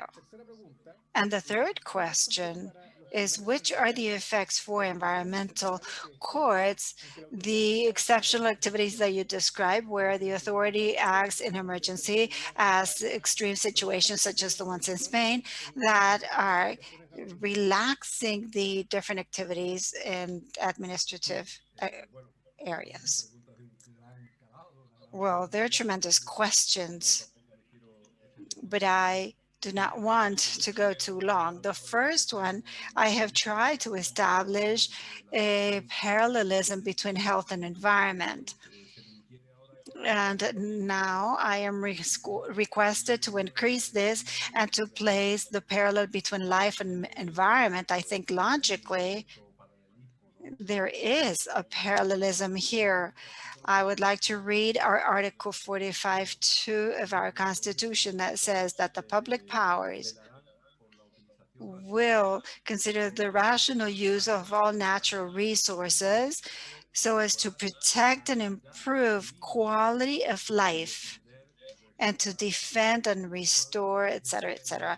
So here is a constitutional mandate where the connection is established between the environment and life. Therefore, what I have tried doing here is to extract environment and health as part of life. I fully agree then with what is being expressed, and evidently enough what I am doing, as mentioned earlier, I consider this a subjective element to consider this environmental right that we're talking about. And of course, I maintain a contradictory position here with some of the considerations of these days, which is to overcome the anthropocentric concept of environmental justice. Of course, as a magistrate and being trained in a subjective perspective, and where the main references have all been the human rights declarations as well as all of the human declarations, I accept this advancement from a perspective that is more objective, as some very interesting comments have been already presented. But of course, this still needs to mature from the legal perspective. What I do not think is reasonable is to use the subjective concepts of the traditional character to transfer them to elements that do not consider the traditional activity of the legal entity from a strictly personal perspective to other types of entities. But there are very interesting advances, at least in our country. There is a very important activity in an area that is related to what we're talking about, and it is placed in a criminal law. Up to now, it was almost impossible to receive a ruling at criminal level if it was not a physical person. But this legal entity has considered that at criminal level, there can be a ruling to societies or others. And in other areas of the law, there is a widening in this sense. And of course, what has been presented along these days is not similar to this, but we would need to move ahead in these legal areas with a parallel element that determines what has been currently acknowledged. And of course, emergency, which is the third issue that was asked. I think my colleague from Barcelona University has expressed that the exceptional right considered by all constitutions is an exceptional right that has been based in political crisis, of political activities, of rebellion of others, but it has not considered the constitutional perspective of supporting these activities that are extraordinary given emergencies, when this emergency is determined as what we are going through right now in this situation of a pandemic at world level. Therefore, in summarizing, I think that the right to life should be intimately connected to the environment. Second, I am not opposed to the evolution of leaving anthropocentrism, but there are some certain difficulties here. And of course, what I am placing on the table is that the Chilean constituents could do something very interesting, which is to establish an exceptional right for the public powers, but for non-political reasons, but rather environmental or sanitary. Thank you very much. For Alejandro, I have a couple of questions, and they're all pretty much focused in terms of risk. The first one is whether you consider that this is of a jurisdictional activity and if the environmental courts can act when there's risk. And something more general, how do you consider risk if they are undesirable events for people or ecosystems with the independency of people that are affected directly? And a third question or link to this is, which are the measures that the court is considering for risk? Is it enough to consider studies and analyze risk?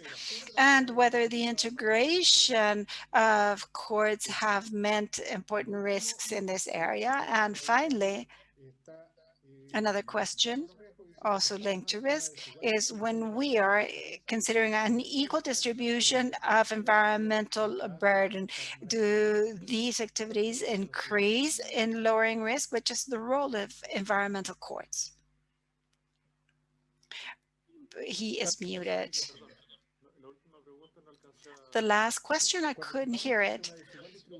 When we have an equal burden of environmental issues, whether the argumentation increases in managing risk, which would be in this case the role of the environmental courts. Thank you, Cristián. Yes, they're all related questions. With regard to risk as the legal intervention, Article 24 of Law 20,600 establishes a very wide consideration that allows more flexibility than in civil cases to be able to participate in these environmental issues.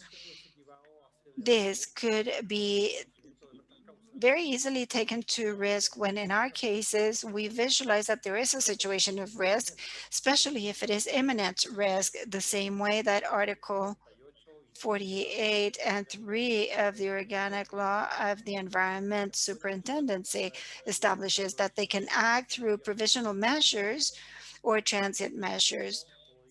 And the same way, we can see this possibility, even though it is judicial with other characteristics, but also as precautionary measures, but it exists. And what we have been doing, and as a matter of fact, it has been validated by the Supreme Court. When I talk about risk in this environmental judicial area, I am not only talking about people, communities, but also ecosystems.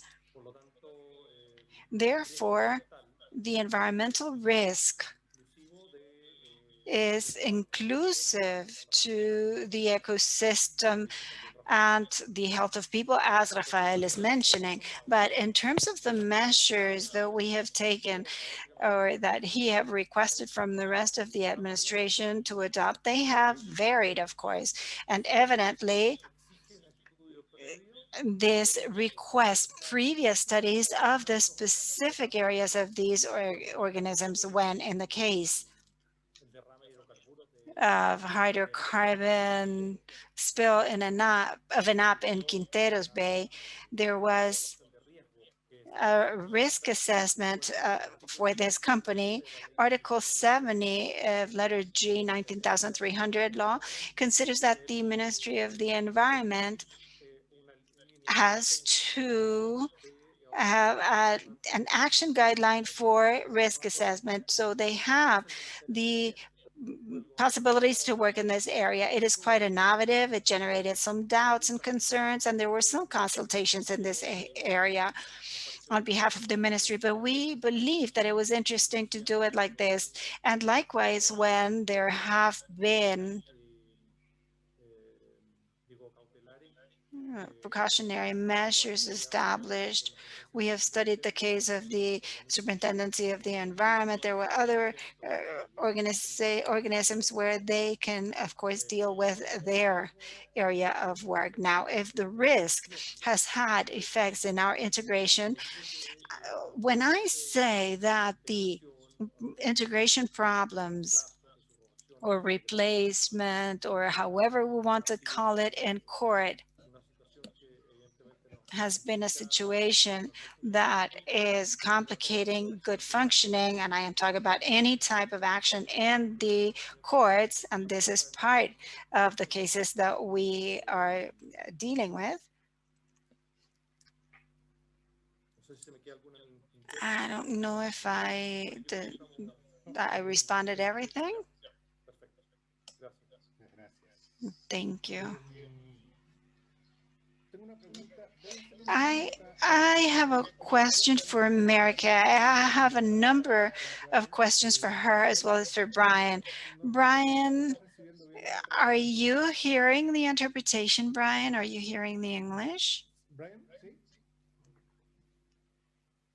Brian, can you hear us? Yes, I can hear the translation very well. Thank you. Voy a hacer una pregunta a Mary Kay. I have a question for Mary Kay, and there are a couple of questions that are here for both of you, but I will consider to put them together for both of you because they are questions that, as moderator, I will consider that it's good for both of you to respond. They're very good questions. The first one for Mary Kay, the question that is asked to her directly is, which has been the role of women and feminist movements in environmental justice in the U.S.? Well, it was the environmental justice movement in the United States actually began in the South, and it was started by a woman, a community organizer. And so there's a long, full history in the United States. Women have definitely been at the forefront, and I was privileged to work in our regional office in Atlanta. And one of the people I worked with who ran our environmental justice program was actually the young woman who integrated when she was 18 years old, the University of Alabama. You know, you see these pictures of her walking to school with angry mobs and National Guards. And I once asked her, what, she was just the nicest person and showed no anger. And I asked her, and you had to see her in a community. I mean, she could bring people together. And I said, why aren't you angry? And she didn't even pause. She said, Mary Kay, I don't have time to be angry. It would interfere with the work I wanted to do. So the short answer is, and there's lots of names, I wouldn't want to leave anybody out, but there is a long tradition. Thank you very much. Tengo una segunda pregunta, perdón, una segunda pregunta. I have a second question, and I'd also like to know, well, you're an administrative court, so you're subject to a judicial review from a general civil justice court. Yes. How intense is that with respect to the rulings, the judgments that you adopt? Is there any difference, or is it just more intense in terms of the review? What is your experience? Well, it's very intense. And in fact, Bastante intenso, la verdad es que, sorry. It's very, one of my cases is up for review, and there's an oral argument next week on the 21st of January. So I'm going to watch that. But they generally review our cases under the Administrative Procedures Act to make sure that our decision was supported on the record and it was not arbitrary and capricious. But the parties file extensive briefs in federal court. There's oral argument.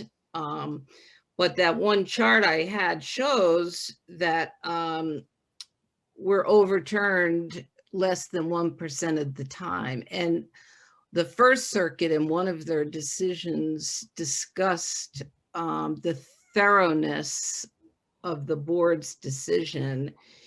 And another Eighth Circuit out in Denver said that because of the thoroughness of our decisions, they were actually, we were entitled to a level of deference. I mean, our review is on the record, and well, some people now, I'll be frank here, some people say our decisions are way too long. I mean, we have decisions that are 100 pages, but we're trying to make them appeal proof. I mean, if you read our decisions, we kind of weave together the narrative. We discuss the arguments both sides make, and we have very detailed references to the record. You know, that's before us. So we try to make it easy for the reviewing court. Like I said, some people complain they're too long, and they may be right. I wouldn't argue with that, but. Thank you very much. De las restantes, de las preguntas, quiero preguntarles Of the remaining questions, I'd like to ask Brian, in terms of climate change litigation, what complexities have you seen when you deal with climate change? From the legislative point of view, normative, what complexities do you usually face in this sense? And the second question I would like to ask both of you is whether you promote, if you do, mediation or conciliations. And finally, a third question. En materia probatoria, cuando tienen que realizarse pruebas en determinadas... In probatory measures, when you need to offer evidence, or there's sanctions. One of the access barriers to environmental justice are the costs of gathering the evidence. How have you dealt with this? Have you been able to adopt any measures, for example, to obtain evidence or generate your own evidence? Or how have you been able to resolve this point?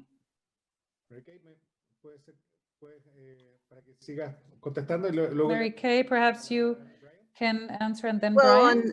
Well, we don't take evidence because our review is on the record. And in fact, in a number of instances, a party will try to introduce new information or new evidence, and that's against the rules.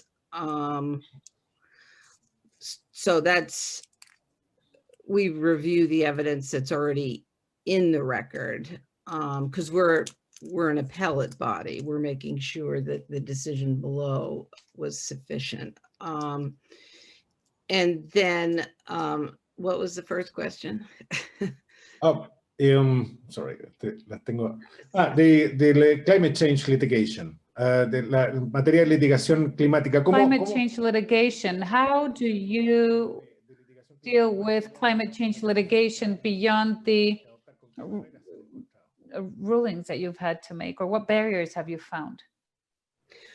Well, we're dealing with like the specific permits that are issued that could impact climate change, or the specific, so under the Clean Air Act, for example, or some of these oil production facilities, or in enforcement actions.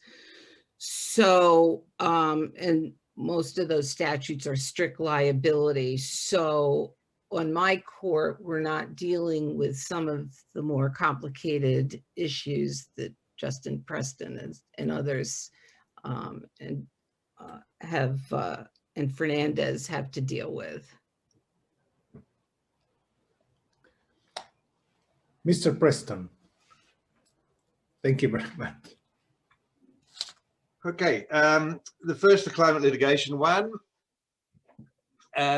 they are complex, and the different arguments. There is the intersection of policy and law.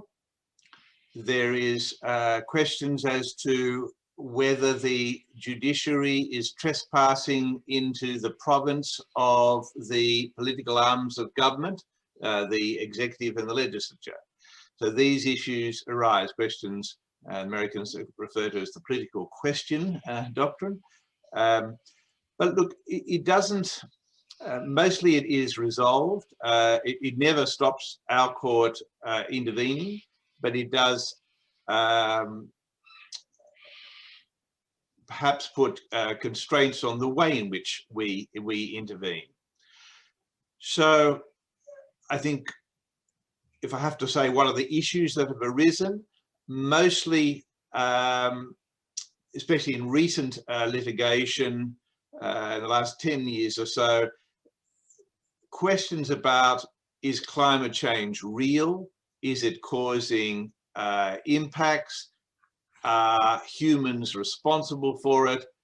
Have all been resolved. That is not raised by government or by industry now. So we're really moving into a different types of issues, particularly issues as to what is the scope of the impacts that should be considered. I referred to one case about downstream impacts. So when you're looking at not only the emissions caused in, say, the extraction of fossil fuels, but also in the transportation to the ultimate users, or in the combustion of the fossil fuels by those users. They all cause emissions.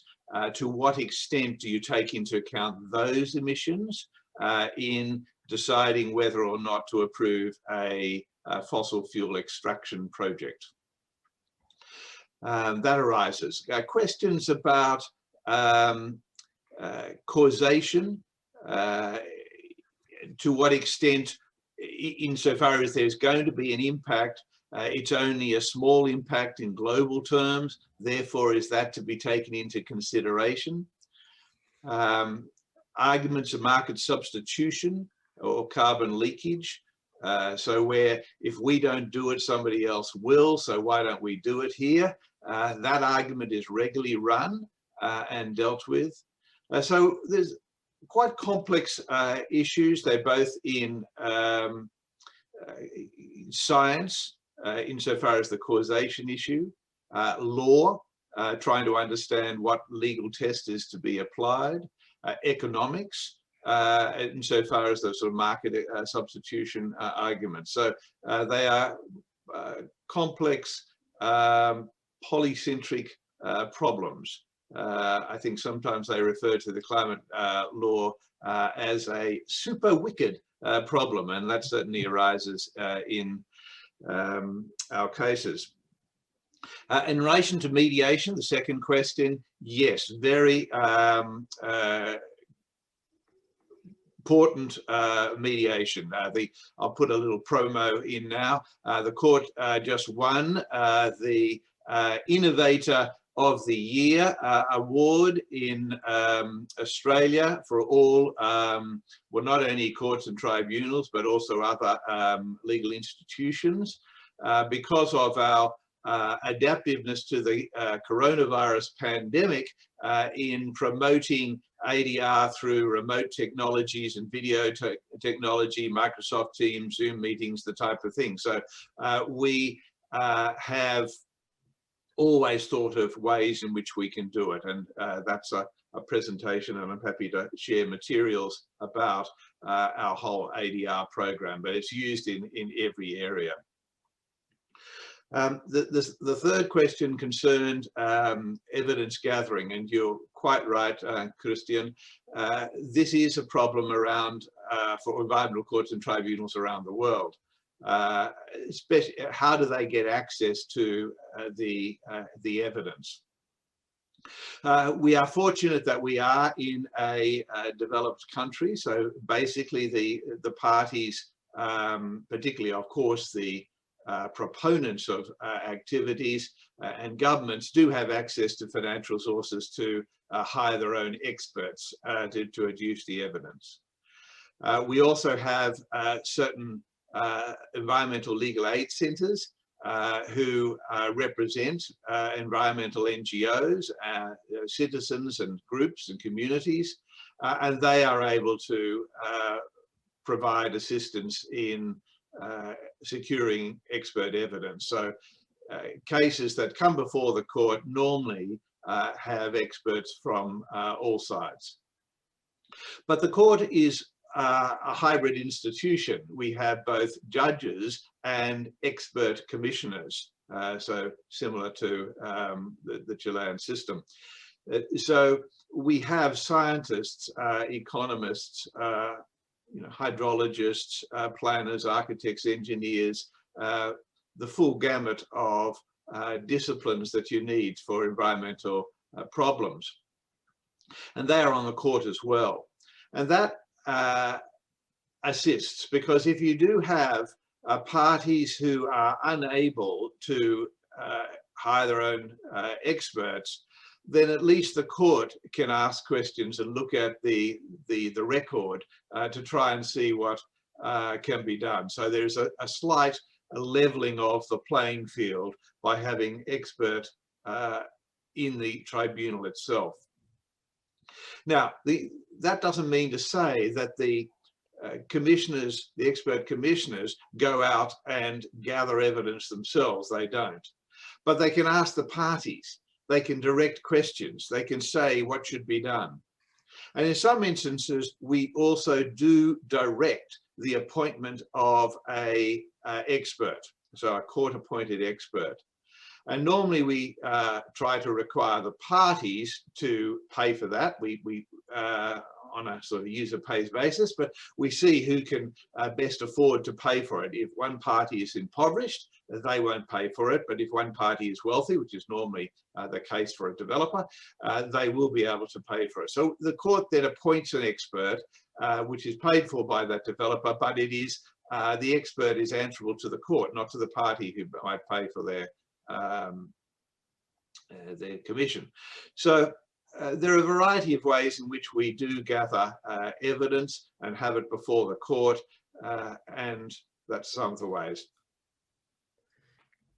Cristián, could I go back to the second question for a moment? And yes, of course. Just say that the board has a very successful mediation program. And in fact, one of the tribal cases I mentioned was resolved through our mediation program. There were 7 parties, 2 tribes. The parties were literally not speaking to each other. And the tribes, in fact, had very different interests. And after a lot of work, we actually, the parties reached an agreement where the 5 Clean Water Act permits were revised to everyone's satisfaction. And perhaps more importantly, the parties actually developed a relationship, and they kind of own now the resolution.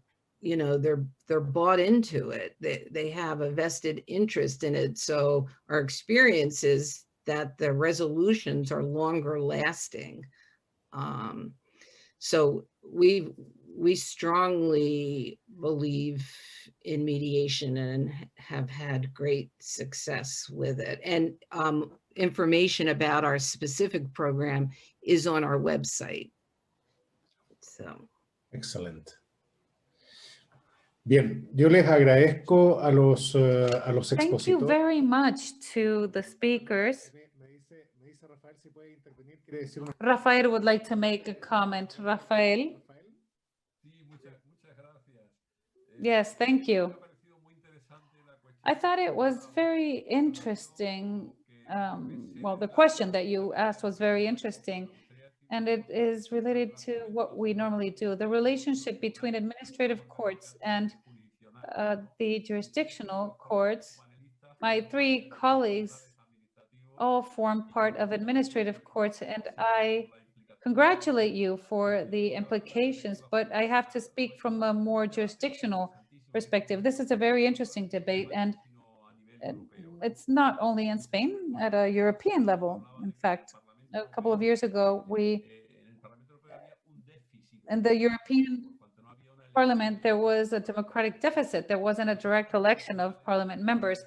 And here I'm speaking as Vice President of the Council of the Judiciary. We no longer have a Supreme Tribunal. We have courts of justice and the International Court of Human Rights. But in the countries, we don't directly intervene in the appointment of these judges. This is a permanent and ongoing debate where Spain is being very successful in all these conflict resolution courts. We're having great success. We also have administrative tax courts and all these, and sports courts actually, and they all function very well. But in the jurisdictional court imposes itself on those as in terms of the authorizations and permits issuance. And I believe that with all three representatives that we see, the administrative representative, court representatives that are so invested and have shown their personal and institutional perspective, I believe this is key for forming a positive relationship in our courts. Our courts are overworked, and this is very well. It is actually a more economic issue. I don't want to create a debate here, but it's the same thing with the judiciary councils. There's many elements that supplement each other, and as the Romans said, we should give to each his own. Thank you. Thank you very much. I would like to thank all our speakers, Mary Kay, Alejandro, Rafael, Brian, for your words. I'd like to offer the floor to Magdalena, and then we will proceed to closing the forum. Thank you, Magdalena. Thank you then to all our speakers during this panel for your very interesting presentations. So once again, we will offer the floor to the chair, Cristián Delpiano, in order for him to say some closing statements. Thank you, Magdalena.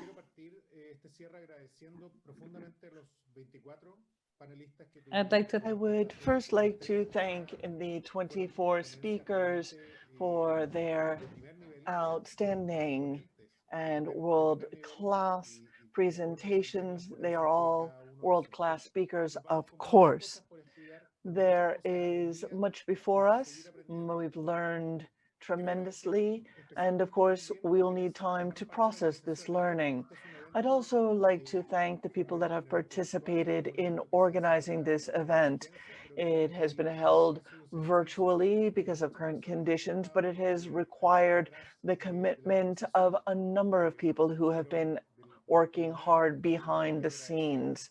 From the court, I would like to recognize Paulo Casanova, Carla Vega, and the justices. I don't want to leave anyone by the wayside, but all of the research and studies units that have been supporting us, I would like to thank them and congratulate them for bringing this to fruition. Priscilla, Roberto, Parada, the interpreters who have been with us over the course of the last 2 days, who have worked very hard.